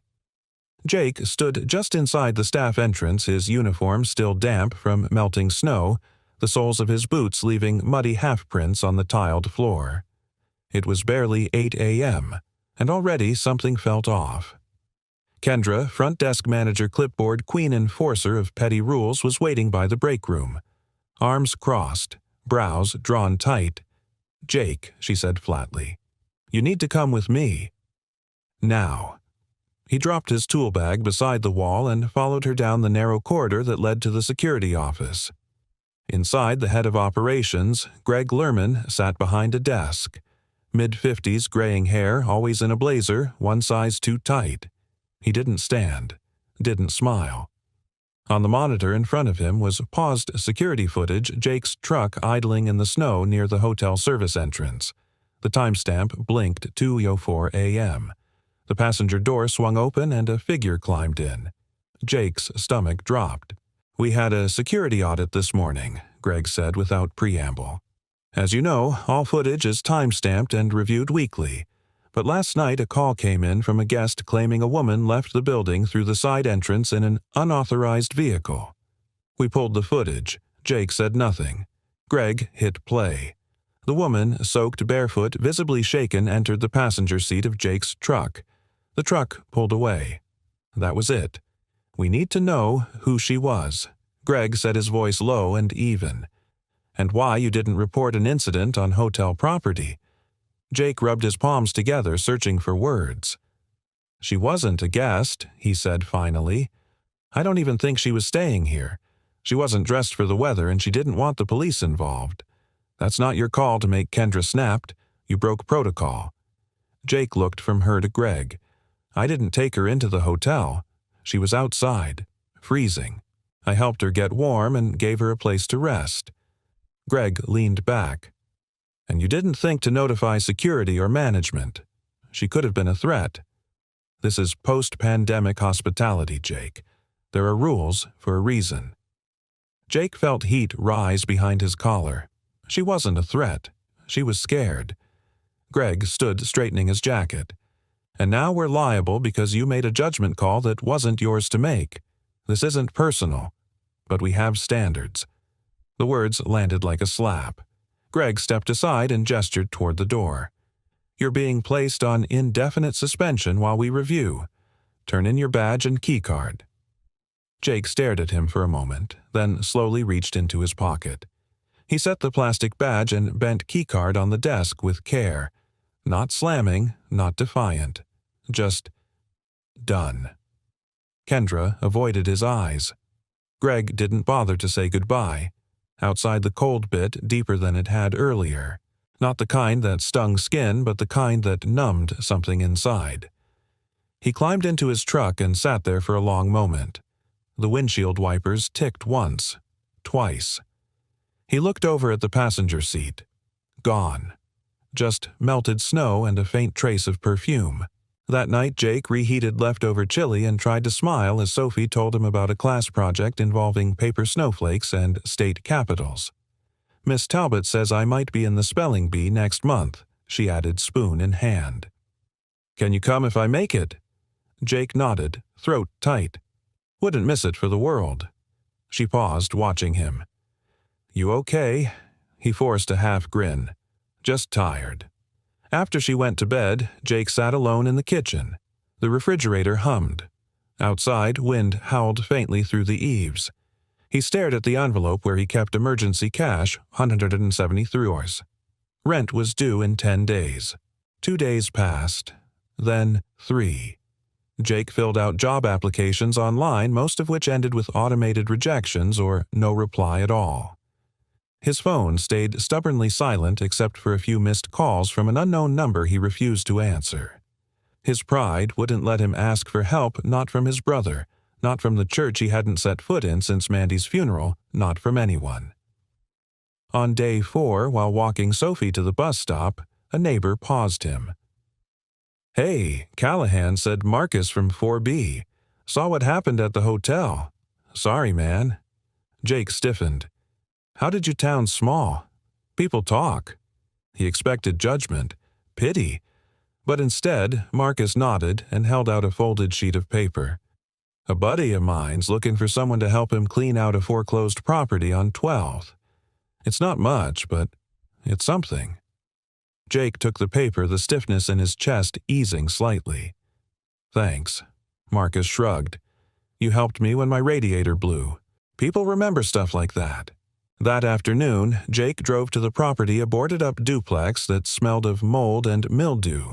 He spent 6 hours hauling broken furniture, scrubbing grime off the walls, and fixing a clogged toilet. The cash payment, $80 in crumpled bills, felt heavier in his hand than it should have. It wasn't glory, it wasn't dignity, but it was something. Later that night, he sat on the fire escape outside his apartment with a mug of black coffee, knees, aching hands scraped. He looked up at the sky where the clouds had finally cleared, stars piercing through like quiet promises. He didn't regret what he did. Not for a second. But he was tired of being the man who did the right thing, and got punished for it. Still, when he closed his eyes, he saw her face, that flicker of panic turning into fragile trust, and he heard her voice. You just helped. Somewhere in the vast machinery of the universe, he hoped that mattered. And maybe it still would. The morning sun poured weak light through the kitchen blinds as Jake Callahan stood at the sink scrubbing last night's dishes like they'd personally offended him. The hot water helped ease the ache in his knuckles, still sore from hauling debris out of that foreclosed duplex. His reflection in the window looked older than 42, lined, tired, the kind of face that carried quiet weight instead of loud ambition. Behind him, Sophie was humming at the table, carefully gluing construction paper to a shoebox for a school project. Her hair was tied in a lopsided ponytail, a peanut butter smear across one cheek. You need a hand, Peanut, he asked. She looked up, grinning. I've got it. It's going to be a time capsule. Miss Talbot said we should put in things we'd want someone in the future to know about our life. Jake leaned back against the counter, folding his arms. That. So what are you putting in? She listed them off proudly. A picture of Mom, one of my spelling bee ribbons, my lucky marble, and a note to future people. What's it say? Sophie beamed. It says, even if the world is hard, it's better when someone is kind. Jake swallowed. Hard. That's a pretty good lesson, he said softly. She shrugged like it was obvious. You taught me that. By noon, Jake had finished patching a neighbor's bathroom sink for $20 and half a tuna sandwich. He stuffed the cash into an envelope in his glove box, counting the growing but still thin stack. Rent loomed. Utilities weren't far behind. But there was a deeper hunger clawing inside him, not for money, but purpose. Respect. The feeling of walking into a place and being trusted, not pitied. Since losing his wife 3 years ago, he'd rebuilt their life one bolt, 1 hour at a time. Getting fired, especially for doing something decent, felt like someone yanking the floor out from under everything. As he pulled into the parking lot of a hardware store to check for posted job ads, he saw a familiar figure pushing a cart of mulch toward a red pickup. Frank. The older man looked up, squinting. Jake Callahan. I'll be damned. Frank Delgado had been a maintenance supervisor at another hotel chain across town. They'd crossed paths often over the years, sharing tools, stories, and the quiet camaraderie of men who fixed what others broke. You working here now? Jake asked. Only on weekends, Frank chuckled, still at the Meridian full-time. Jake hesitated. Not anymore. Frank's smile faded. Heard something happened. You okay? Jake gave a tight nod. Trying. Frank paused, then pulled a folded flyer from his back pocket. You might want to look at this. My niece's company is hiring tech support at the downtown branch. Not fixing pipes, but it's honest work and they train you on site. Jake took the paper slowly. Thanks, Frank. Frank clapped his shoulder. You helped me when my water heater exploded and I didn't have a dime. This world works best when good people keep helping each other. That night, Jake tucked Sophie into bed and lingered by the door, watching her sleep. He wondered what kind of world she'd grow up in. If being kind would ever stop costing so much. If someday she'd see her father not as the man who struggled, but the man who refused to compromise who he was. He stepped onto the fire escape again, nursing a cup of weak coffee. Snow was melting in patches. The night air was crisp, but the wind had gentled. Something scraped against the metal below. Jake looked down. A mailman in a beanie was placing a thick envelope in their mailbox. Unusual. It was nearly 9 p.m. He jogged down the stairs, calling out a thanks as the mailman walked off. The envelope was heavy cream-colored with no return address. His name and apartment number were printed in neat block letters. Jake frowned, tearing it open. Inside was a single sheet of high-quality paper and a photo. The image was black and white, grainy but clear. It showed him mid-action, leaning out of his truck to drape his coat over the shoulders of the mystery woman from that snowy night. Captured by the hotel's exterior camera. Beneath the image, a note typed in bold, centered font: "Integrity doesn't go unnoticed." Renner Corp., Human Resources Division. You are invited to a private interview. Details enclosed. Jake blinked. Read it again. The sheet included a time: Friday 10 a.m. and an address: a high-rise building downtown. Dress code: business casual. No other explanation, no contact number. Just the invitation and that hauntingly poignant photo. He stared at it long after the wind had died, the stars blinking down like knowing eyes. Renner Corp. He knew the name. Everyone in Marlow did. One of the fastest-growing tech firms on the East Coast. Prestigious. Untouchable. Why him? How did they even get the footage? He glanced back at the photo. There was something almost sacred about it, like a snapshot of a man not trying to be noble, just decent. Jake looked up at the stars again, heart thudding. Some part of him had always believed doing the right thing mattered even if no one ever saw it. But maybe, just maybe, someone had. Jake stood outside the Renner Corp building, gripping the invitation envelope like it might vanish if he loosened his fingers. The high-rise gleamed in the morning sun, glass steel precision, the kind of place that belonged to people who wore tailored suits, not men with grease-stained hands and steel-toe boots. He tugged at his collar. The borrowed shirt was one size too tight, and the blazer loaned from his neighbor Marcus had a faint smell of mothballs. But it was the best he had. Sophie had polished his boots herself that morning, declaring solemnly, "First impressions are sacred, Dad." Jake had smiled, kissed the top of her head, and promised he'd give it his best shot even if he had no idea what he was walking into. Inside, the lobby hummed with quiet luxury. Marble floors, walls of glass, and not a single surface out of place. A woman at the front desk greeted him without looking up. Name: Jake Callahan. I have an interview. She glanced at the screen, then stood. You're expected. Elevators to your left. Floor 31. Conference room C. Jake stepped into the elevator, heart thudding. As it climbed, he stared at his reflection in the brushed metal walls. He didn't belong here. But someone had decided he did. The door to conference room C was ajar. He stepped inside. It wasn't what he expected. No panel of executives. No HR manager with a clipboard. Just one person. Sitting at the head of the long table, flipping through a folder, was the woman from that night. The woman he'd pulled from the snow. Except now she wasn't shivering or scared. She was composed. Crisp white blouse, navy suit. Her hair was smooth and tucked behind one ear. And her expression, calm, focused, yet softer than he remembered. She looked up and stood. Mr. Callahan. Jake blinked. You. A flicker of a smile. Yes, me. Please sit. He lowered himself into the chair across from her, unsure if he was still breathing properly. She extended her hand. Emily Renner. Of course. Renner. Renner Corp. Jake shook her hand, calloused palm against polished skin. So, you're the reason I'm here. I am. Silence stretched between them. She broke it first. I owe you an apology. Jake furrowed his brow. For what? For disappearing. For not explaining. For not warning you about what might happen after that night. He shook his head. You don't owe me anything.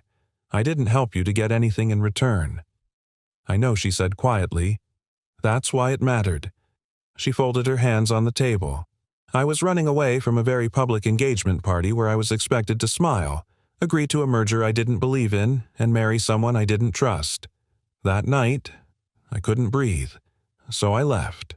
Stupid, reckless, but necessary. You didn't ask questions. You didn't try to fix me. You just offered warmth, safety. That night changed me. Jake didn't know what to say. Her voice was steady, but underneath he heard the echoes of exhaustion. I wanted to thank you, she continued, but not with a note. I wanted to do something that mattered. So he gestured around. This is a job interview, pause. Yes, she said, but it's also a test of my own judgment. I have the authority to hire for a new facilities manager position. My team is expanding. It's not charity. I've seen your record. You're overqualified, frankly. I watched footage from the hotel. Not just that night, but how you treated guests, your coworkers, even the janitor who spilled bleach on your boots once. You don't just work hard, you respect people. That's rare. Jake stared at her. You watched all that. She gave a small laugh. I had a lot of time after stepping down temporarily. I needed something real to remind me what leadership looks like. He leaned back. And you think that's me? I know it is. He hesitated. I lost my job because I helped you.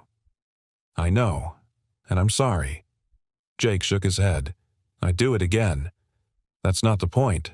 I've never been in a room like this before. Or offered something like this. It doesn't feel real. Emily stood and walked to the window. The skyline stretched out like a challenge. She turned back to him. It's real. You won't be a token or a poster boy. You'll be on my team. I need people I can trust. People who still believe integrity matters even when no one's watching. Jake stood slowly, the moment thick between them. You're offering me a job. I'm offering you a purpose. He exhaled, feeling the tension in his chest loosen just a little. I have a daughter, he said. Sophie. She's 10. She asked me this morning if kindness still mattered in the real world. I wasn't sure what to tell her. Emily smiled softly. Now you can tell her it does. 30 minutes later, Jake stepped out of the building into the sunlight, the offer letter in his hand. It wasn't just a job, it was a lifeline. He looked up at the high-rise again, then down at the crisp paper, and finally at the street where taxis buzzed by and people hurried past, eyes glued to phones. No one knew what had just happened. No one had seen the moment that had shifted the weight of his world. But he knew. He pulled out his phone, dialed, and waited. Hey, Peanut, he said when Sophie picked up. Guess what? Her voice lit up. You got it. Jake laughed, eyes shining. Yeah, sweetheart. I got it. We're going to be okay. He didn't hear the passing cars anymore, or the noise, just the sound of his daughter's giggle like a bell ringing through the fog. And for the first time in a long time, Jake Callahan stood tall not as a man who'd lost everything, but as a man who'd never lost who he was. Jake Callahan stepped into Renner Corp's headquarters for the second time that week, only this time he wasn't walking in with hesitation. He was walking in with hope. He wore the same blazer, pressed with extra care. Sophie had insisted on tucking a small folded note into his pocket that morning, a simple message written in purple marker, be kind, like always. They'll see it too. He'd smiled and promised to keep it close. The elevator ride to the 31st floor felt shorter this time. When the doors opened, a tall man in a navy polo with a company badge waited just outside. You must be Jake Callahan, he said, offering a hand. I'm Rachel's assistant, Ben. She asked me to show you around and get you settled, Rachel Jake asked. Rachel, Lynn, Director of Facilities. You'll be reporting to her directly. Emily may have brought you in, but Rachel's the one running the day-to-day. Jake nodded, falling in step as they walked past rows of glass offices and minimalist decor. It was all sleek and bright, a far cry from the dim mechanical rooms he'd worked in most of his life. Ben glanced sideways. Just a heads up, Rachel's sharp. She doesn't say much until she trusts you. Jake smiled. Sounds fair. They reached a spacious office filled with architectural blueprints, a corkboard of building schematics, and a sleek desk with not a single paper out of place. Behind it stood a woman in her mid-40s with short-cropped hair and a no-nonsense posture. Rachel Lynn. She turned and offered her hand. "Mr. Callahan, I've reviewed your file. Impressive hands-on experience. You were Army Corps of Engineers stationed overseas for a few years." "Yes," Jake replied, shaking her hand firmly. Rachel motioned to a chair. "This won't be a ceremonial role. You'll oversee all internal maintenance staff, handle emergency protocols, vendor contracts, and manage technical inspections. It's a lot of moving parts." "I can handle moving parts," Jake said evenly. "It's the politics I'm rusty on." Rachel cracked a faint smile. "Good. I'll handle the politics. You handle the machines." She handed him a folder. "Your first assignment, review the HVAC maintenance reports. We've had complaints of temperature imbalances on multiple floors. Find the source." Jake opened the folder. The files were neat, time-stamped digital logs printed for old-school convenience. "I'll get started now." Rachel raised an eyebrow. "You don't want to settle in first?" Jake shook his head. "I'd rather earn the chair before I sit in it." Ben, standing by the door, let out a quiet whistle. 2 hours later, Jake was crawling through a mechanical access tunnel above the 28th floor. His shirt sleeves were rolled up and sweat traced the edges of his collar. But the lines in his forehead had softened not from effort, but from familiarity. This part at least made sense. He found the problem, faulty sensors in one of the balancing dampers, the kind of issue that got buried in reports but drove people quietly crazy in their offices. A fixable thing in an unfixable world. When he climbed down the ladder, wiping his hands on a rag, Rachel was waiting. "You didn't have to do it yourself." Jake shrugged. "I like seeing things up close. Reports don't breathe heat." Rachel paused, then nodded. "You're not what I expected. I get that a lot." That afternoon, as Jake returned to his temporary desk, a modest station tucked beside the break room, he found a small, hand-delivered envelope waiting. The handwriting was familiar. "Jake, thank you for stepping into this new chapter. I know this world can be cold, but if we keep showing up for each other, maybe it won't stay that way." No signature, just the letter E. Jake folded the note carefully and slid it into the same pocket where Sophie's message still rested. 2 notes, 2 reasons to keep showing up. But not everyone was smiling. Across the hall in the softly lit corner office, Bryce Hawthorne stood by the window watching Jake through the glass. Tall, polished, and perpetually holding a phone to his ear, Bryce was everything Jake wasn't born into wealth, educated in boardrooms, groomed for command. He ended his call and turned to his assistant. "Who approved, Callahan?" "Emily brought him in directly," the assistant replied. "But he's reporting to Rachel." Bryce's jaw tightened. "And what's his title?" "Facilities manager. Effective today." Bryce said nothing for a long moment. Then, almost to himself, "Interesting choice. Let's see how long he lasts." Jake, unaware of the scrutiny, was in the break room rinsing out a coffee mug when a man in a button-down shirt and khakis approached him. "You're the new guy," the man said. Jake nodded. "Jake Callahan. Leo Myers. Security. We're the ones who pulled the footage that got you canned." Jake let out a soft chuckle. "You always greet people with that kind of honesty." Leo shrugged. "I figure it's better than pretending we don't know. Word gets around." Jake raised an eyebrow. "And what does the word say?" Leo smiled. "That maybe this place needed someone like you?" Jake studied him for a second, then extended a hand. "Let's hope they still feel that way in a month." Leo grinned. "They will. Just don't let the suits rattle you. Later that night, Jake walked through the front door of his apartment with sore shoulders and a full heart. Sophie ran to him, notebook in hand. I wrote a new entry for my time capsule. Jake dropped his bag and knelt beside her. Let's hear it. She cleared her throat dramatically. Today, Dad started a new job. It's a big building with glass walls and secret elevators. But he's not just fixing pipes, he's fixing people's hearts too, even if they don't know it yet. Jake looked at her for a long, silent second. You're going to make one heck of a writer someday, Peanut. She leaned in and whispered, That's because I've got a good story to follow. 3 weeks passed. Jake Callahan's hands were no longer uncertain on the doorknobs of Renner Corp. He walked the marble halls like he belonged not with arrogance, but with earned quiet.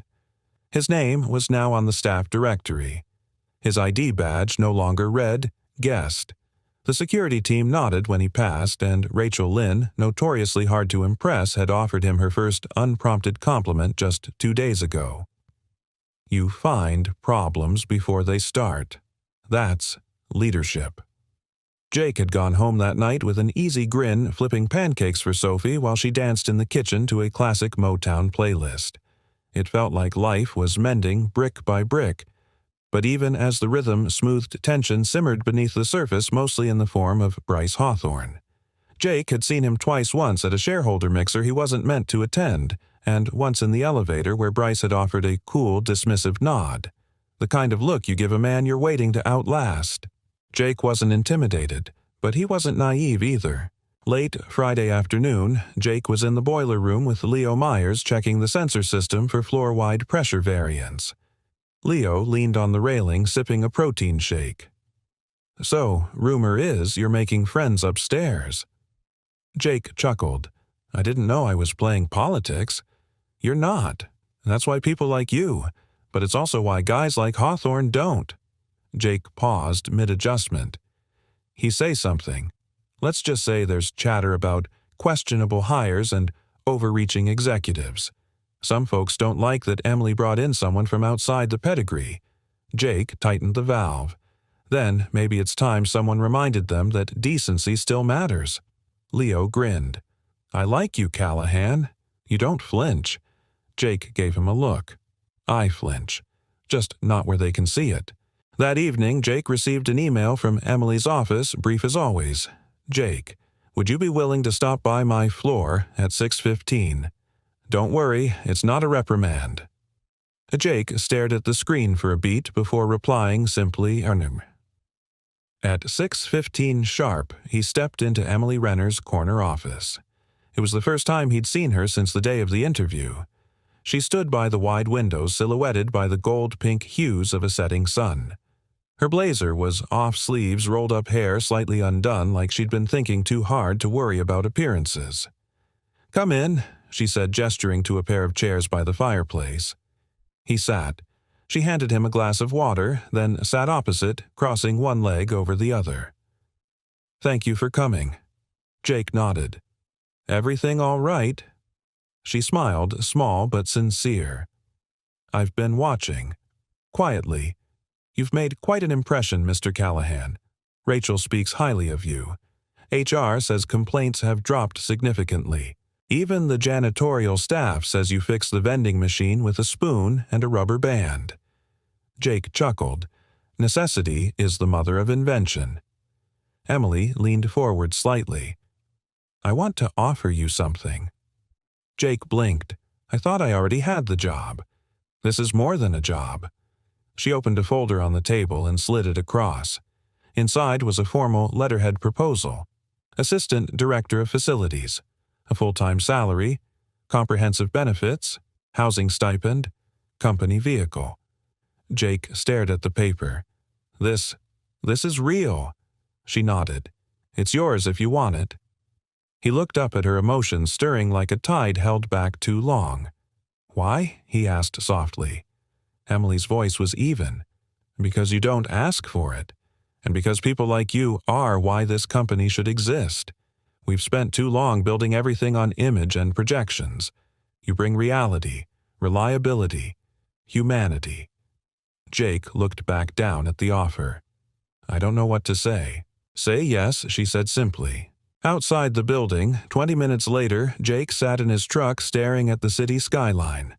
The lights twinkled like silent witnesses.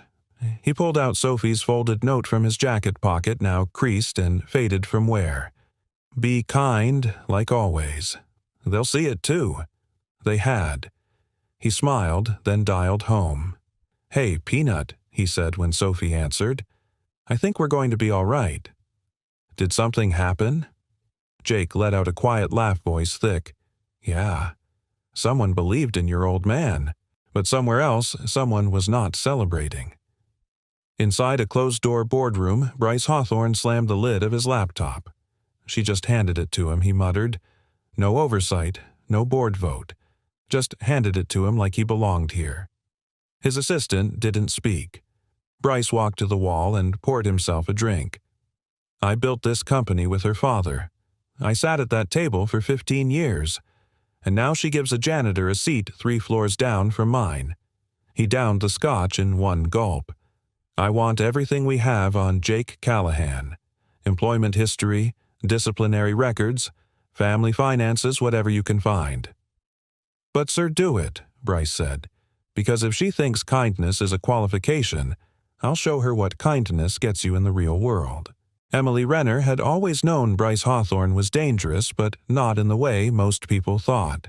It wasn't his power, or his money, or even the sharpness with which he moved through a boardroom carving through opposition like a scalpel. No, what made Bryce dangerous was that he knew how to smile while setting things on fire, how to say, "Trust me," while cutting the ground from under your feet. He had once been her father's protégé. The son her father never had, and for a time he had been set to be her husband. Emily had grown up surrounded by expectations how to sit, how to speak, how to steer a company, and never blink. The arranged engagement had come during her 3rd year as VP, wrapped in the language of strategic alignment, consolidated control, and unified leadership. Her father hadn't called it love, he'd called it stability. And for a long while, Emily had tried to believe it might work. Bryce was charming when he wanted to be. Smart, polished. The kind of man who could make a room laugh and forget what they were negotiating. But she had seen the cracks, the controlling emails, the way he dismissed people who didn't serve his agenda, the time he berated a junior analyst in front of the whole floor for a typo in a slide deck and called it toughening her up. It wasn't a partnership, it was possession. And Emily Renner had never wanted to belong to anyone. So she ran. That night in the snow, barefoot and breathless, she hadn't just been escaping the ballroom, she'd been escaping a future written in ink, not her own. She hadn't planned to be found. Certainly not by someone like Jake Callahan. Now, 3 weeks after giving Jake his promotion, Emily sat in her office staring at the new reports on her desk. There had been murmurs. A contractor suddenly refusing to renew their contract. An IT audit inexplicably delayed. A subtle but undeniable shift in how certain executives greeted her in the hallway, cordial but cooler. And then came the anonymous memo slipped into HR's inbox, alleging that Jake had been dismissed from his previous position for misconduct. No name on it. No source cited. Just a carefully worded concern. Emily's jaw tightened as she reread it. She knew the tactic create smoke, then claim fire. Discredit not through fact, but suspicion. She reached for her phone. "Rachel," she said when the facilities director answered, "I need you in my office." Across the building, Jake had just finished walking a new junior tech through emergency generator protocols. The young man, Terrence, was enthusiastic, eager, and soaked up instruction like a sponge. "You sure you're not a teacher?" Terrence asked as they returned to the service elevator. Jake smiled. "My daughter says I lecture like one, but I think that's just her way of saying I talk too much." Terrence laughed. But the lightness faded when Jake saw Rachel standing outside his office door, arms crossed, expression unreadable.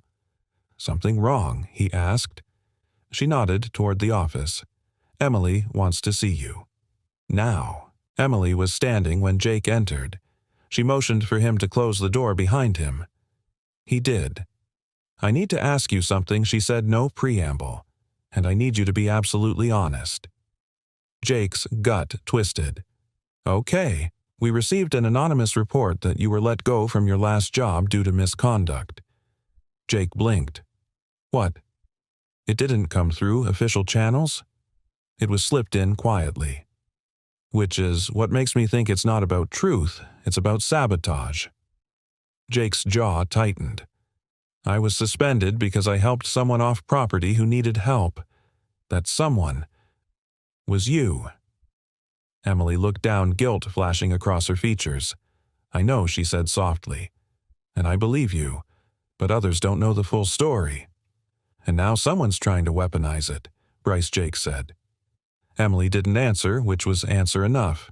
Jake paced the office once, then stopped. "You want me to step back?" "No," she said immediately. "But I need to know if there's anything else I should be prepared for. Anything someone like Bryce could twist." Jake shook his head. "I've never taken a bribe. Never mistreated a coworker. I have late rent payments and a decade-old truck. That's it." Emily nodded. "Then we hold the line." Their eyes met, and something passed between them, something unspoken but heavy with meaning. Trust. Fragility. A shared understanding that they were no longer just fighting for jobs or reputations, but for something deeper. Later that night, Jake sat on the rooftop of his apartment building, the city lights twinkling far below. Sophie was asleep. The world was quiet. He thought about what it meant to be targeted not for a mistake but for being in someone else's way. About how fast a whisper could become a stain.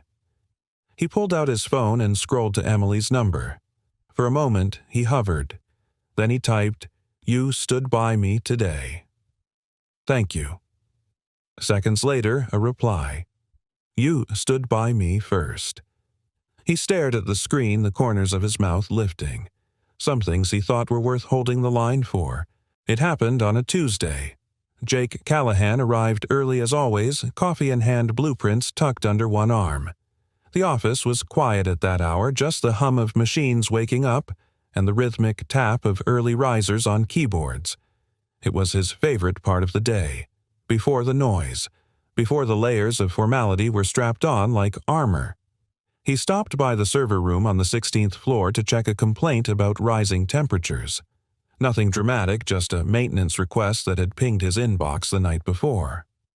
The technician's report said the sensors were fine, but Jake, as usual, wanted to see it for himself. He knelt down by the panel. A faint humming echoed through the metal walls. He opened the wiring hatch and blinked. Something wasn't right. 2 wires had been deliberately crossed. Not an accident. The kind of mischief someone either did to cause a problem or to frame one. Jake frowned, took a picture with his phone, and got to work rerouting. Within 20 minutes, the system was running smoothly again. He filed his own report, careful to document every step. He had no idea it wouldn't matter. By noon, the email hit every department. Facilities. Failure causes. Critical server cooling breach investigation underway. Jake stared at the subject line, blinking in disbelief. He opened the message.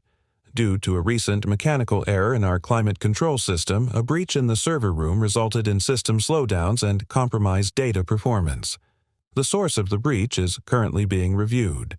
Staff involved may be subject to disciplinary action pending final audit findings.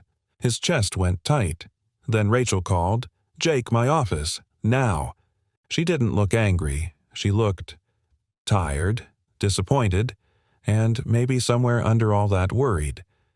"They think it was me," Jake said before she even spoke. Rachel didn't deny it. "Bryce escalated the issue before I even saw the report. He's already spoken with legal. He's recommending immediate suspension." Jake sat down hard. "You know, I didn't do this. I do. But the wiring configuration, it matches your access code from earlier this morning. The audit team sees that and assumes sabotage or negligence." Jake pulled out his phone and held it up. "I documented the error. I filed a full report. I even photographed the crossed wires." Rachel took the phone. scrolled, nodded. "I'll forward this to Emily. She won't let this stand." "I hope you're right," Rachel said quietly, "because you've got a target on your back." Jake left the building not as a respected assistant director, but as a man under review. He didn't go home right away. He drove to a park near the edge of the city, parked by a faded baseball field, and sat under the same tree where he'd once taken Sophie for picnics. Everything he'd rebuilt after Mandy died, after losing his job, after nearly losing hope, felt like it was unraveling all over again. Only this time, someone had made it unravel. He ran a hand down his face and tried to breathe through the rising fury. He wasn't a man given to rage, but this was injustice, carefully packaged. He thought of Bryce smug in a suit sipping something expensive behind a polished desk. He thought of Sophie waiting for her father to keep a promise that kindness could still win. He thought of Emily and whether she'd stand up now that it might cost her more than just opinions. That evening, Emily sat at the head of the boardroom table, her back, straight eyes, sharp. Bryce paced the carpet like a cat sizing up a cornered bird.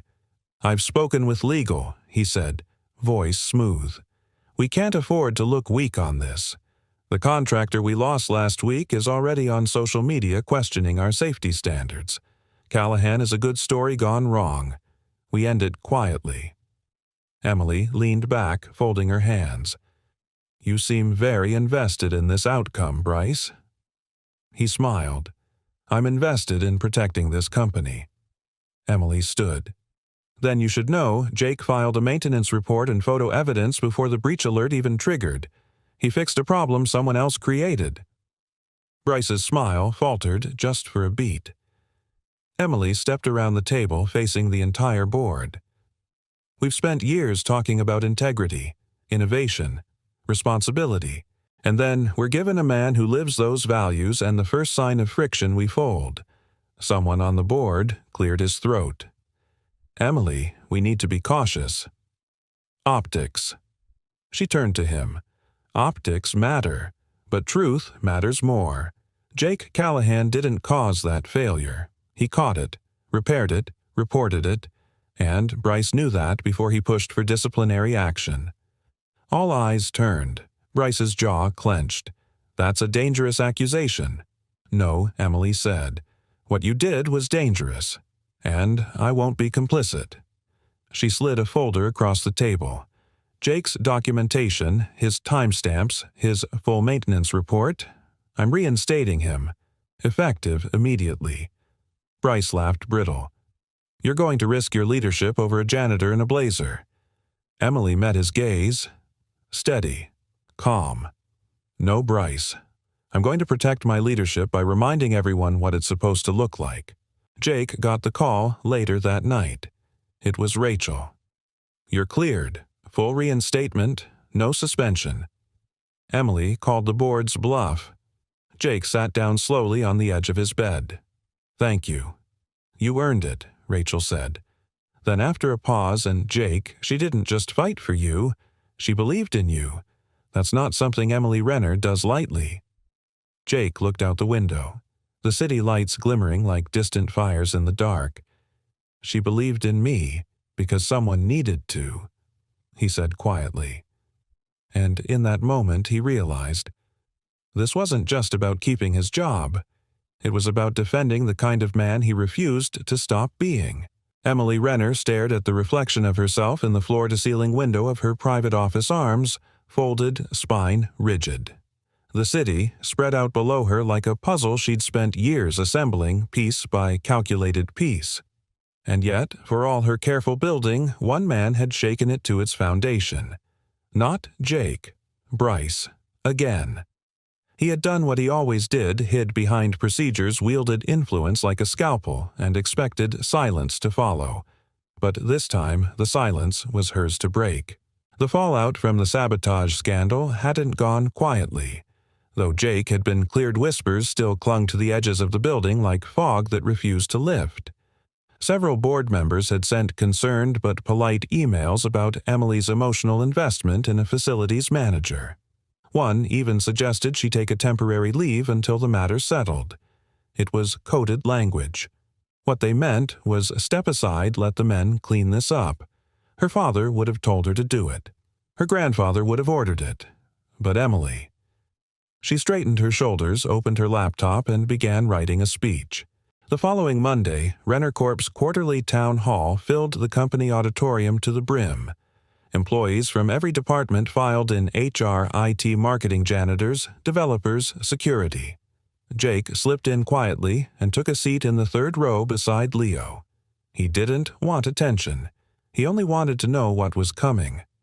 Rachel sat 2 seats over, arms crossed, eyes narrowed at the stage. At exactly 10:00 a.m., the lights dimmed and Emily walked on stage.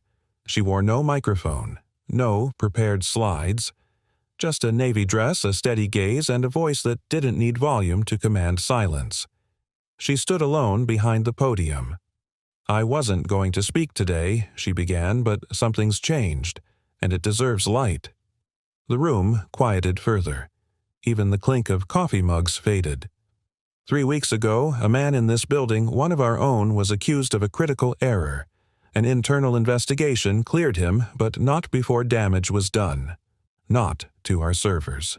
To something more valuable. She paused. To trust. Jake lowered his gaze, heart pounding. This man, Jake Callahan, was brought here by me. Not because of his resume, but because of his character. Because in the middle of a storm when I had nothing to offer him, not a name, not a reason, he helped me. Without condition, without pride, without expectation. There were murmurs. A few turned to look at Jake. Emily continued. When I gave him a position at this company, I expected competence. He gave us excellence. I expected quiet work. He gave us morale. And when someone tried to discredit him with a manufactured crisis, I realized something critical. Renner Corp is at a crossroads. She stepped around the podium, no longer hiding behind it. We can continue measuring success by the polish of our resumes and the weight of our portfolios. Or we can start measuring it by how we treat people when no one's watching. The auditorium was silent. The air itself seemed to hold its breath. I'm not just here to defend Jake Callahan. I'm here to say this kindness is not a liability. Integrity is not a weakness.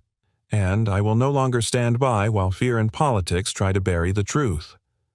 Her voice cracked just slightly, then steadied. My father built this company. I've tried to run it his way. But his way included alliances that suffocate rather than strengthen, including one with a man named Bryce Hawthorne. A shift swept through the room like wind catching dry leaves. I was supposed to marry that man. For strategy, for stability, for show. But I walked away because no company, no legacy, no empire is worth trading your voice for silence. Her eyes swept across the crowd. So, let me be clear, I'm stepping out of my father's shadow. Effective immediately, Bryce Hawthorne's consulting contract is terminated. And any future leadership at Renner Corp will be built not just on innovation, but on decency. The applause didn't start slow, it erupted like a dam breaking. Jake sat motionless for a moment, overwhelmed. Then Rachel leaned over and whispered, "You better get used to being the reason people still believe in good men." Upstairs, Bryce watched the live stream from his office, jaw-tight glass in hand. He didn't finish his drink. That night, Emily found Jake alone in the top-level conference room rolling up HVAC inspection blueprints. She didn't knock, just leaned against the doorframe. You didn't have to say all that he said without looking up. I know, you could have handled it privately. Kept your seat on the board easier. I know. He turned. Then why? She crossed the room, her voice softer now. Because if I ask people to stand up for what's right, I have to be willing to do it first. Especially when it costs something. Jake looked at her for a long time. Then, "You okay?" Emily hesitated, then smiled faintly. For the first time in a long while. I think I'm exactly where I'm supposed to be. Back at home, Sophie opened her time capsule and added one more note scribbled in purple marker. Today, I learned grown-ups get scared too, but the brave ones speak anyway. Jake Callahan was repairing a squeaky cabinet hinge when the knock came at his door. It was after 8 p.m., late enough that his first instinct was to assume someone needed help, or worse, that something had gone wrong again. He wiped his hands on a dish towel and opened the door and froze. Emily Renner stood there, hair pulled into a loose knot, no makeup, no heels, no tailored suit. Just jeans, a soft cream sweater, and a tentative smile. "Hi," she said, holding up a small brown bag like a peace offering. "I brought dinner." Jake blinked. "You're here, at my door." She gave a quiet laugh. "I wasn't sure you'd open. I wasn't sure you knew where I lived." "I asked HR." Nicely. He stepped aside. "Come in." The apartment was small, modest, but warm, and lived in.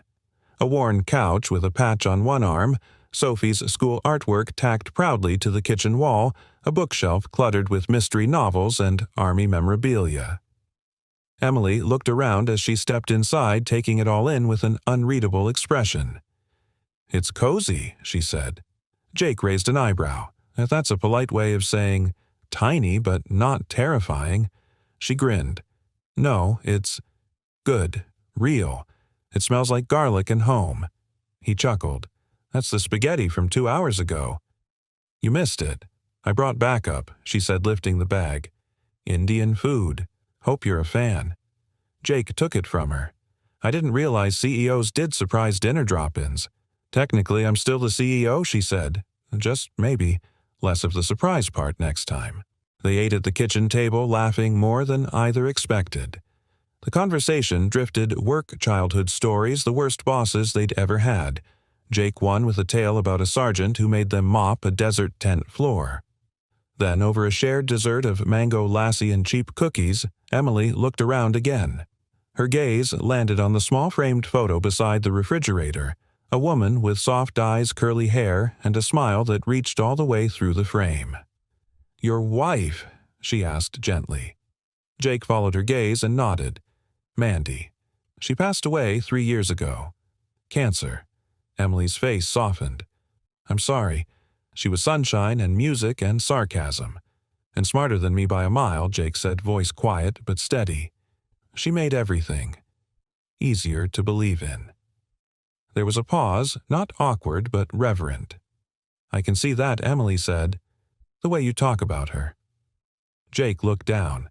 "Some days I feel like I failed her, like I'm just patching holes she would have filled without effort." Emily reached across the table, her hand brushing his briefly. "You didn't fail her, Jake. You honored her, in the way you raised Sophie, in the way you treated me when you had every reason not to." The silence between them grew tender, stretched across the table like a thread. Jake finally said, "I wasn't trying to impress anyone that night. I just saw someone who looked like they needed to be safe. So I gave you what I had." I know she whispered. That's what changed everything. Later, Emily stood by the window looking out over the streetlights of his quiet neighborhood. "It's strange," she said, arms folded. "I spend most of my days in glass towers and conference rooms, but I've never felt more grounded than I do here."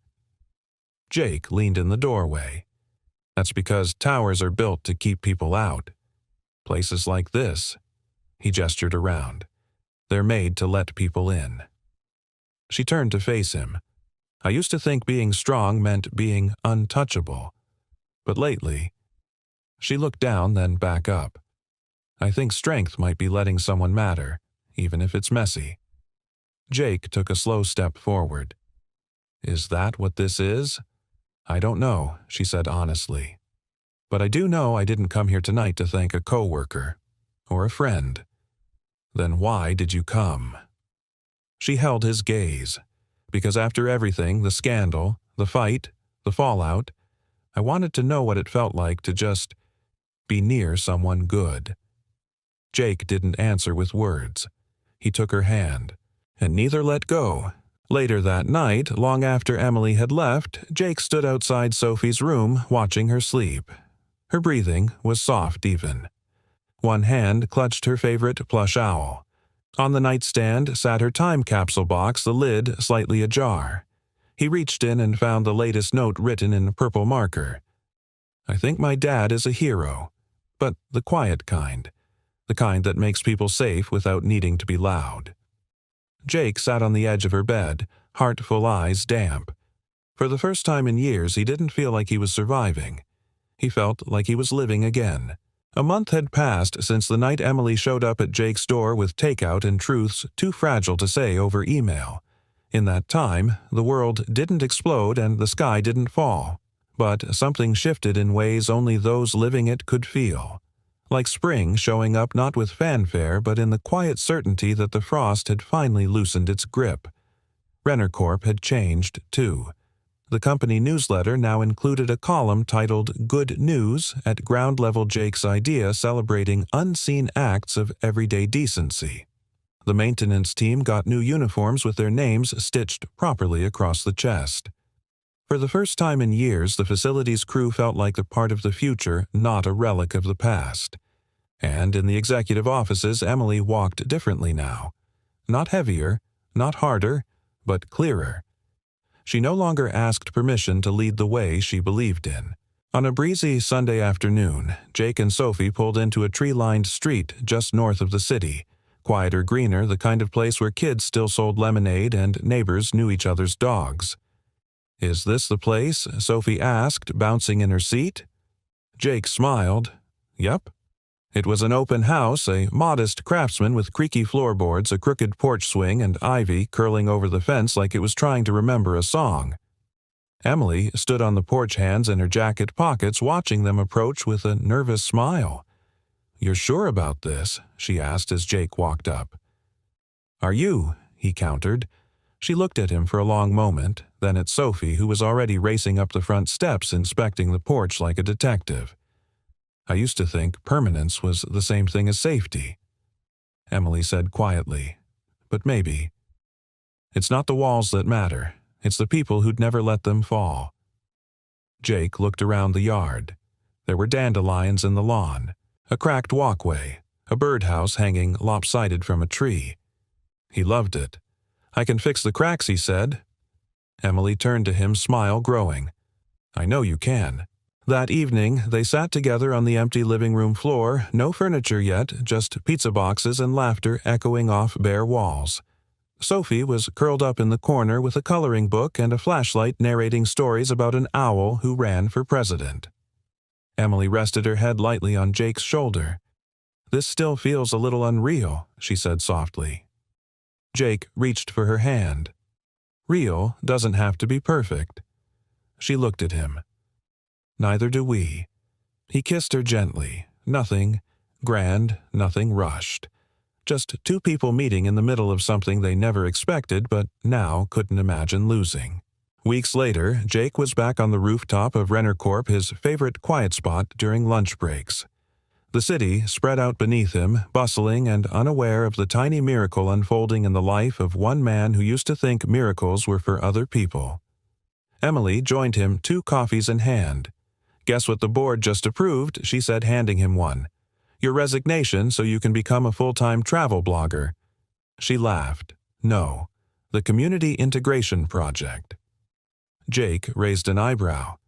We're launching a program that hires veterans and returning citizens for paid apprenticeships in building maintenance electrical work, HVAC. Everything your team does. Jake blinked. You're serious? Completely. And you're running it. He stared at her, stunned. Jake, I want what you taught me to live past just you and me. This isn't just about fixing buildings. It's about rebuilding people. The way you did with me, with Sophie, with yourself. Jake looked down at the coffee cup in his hand, then back up at the woman he once handed a coat to without knowing her name. You really don't do things halfway, do you? Emily smiled. Not anymore. On the night they signed the papers for the new house, a storm rolled in, nothing violent, just rain against the windows and thunder like a low lullaby. Sophie, now officially in her new room, taped one last message to the inside lid of her time capsule box before sliding it under the bed. Kindness is the quiet kind of magic.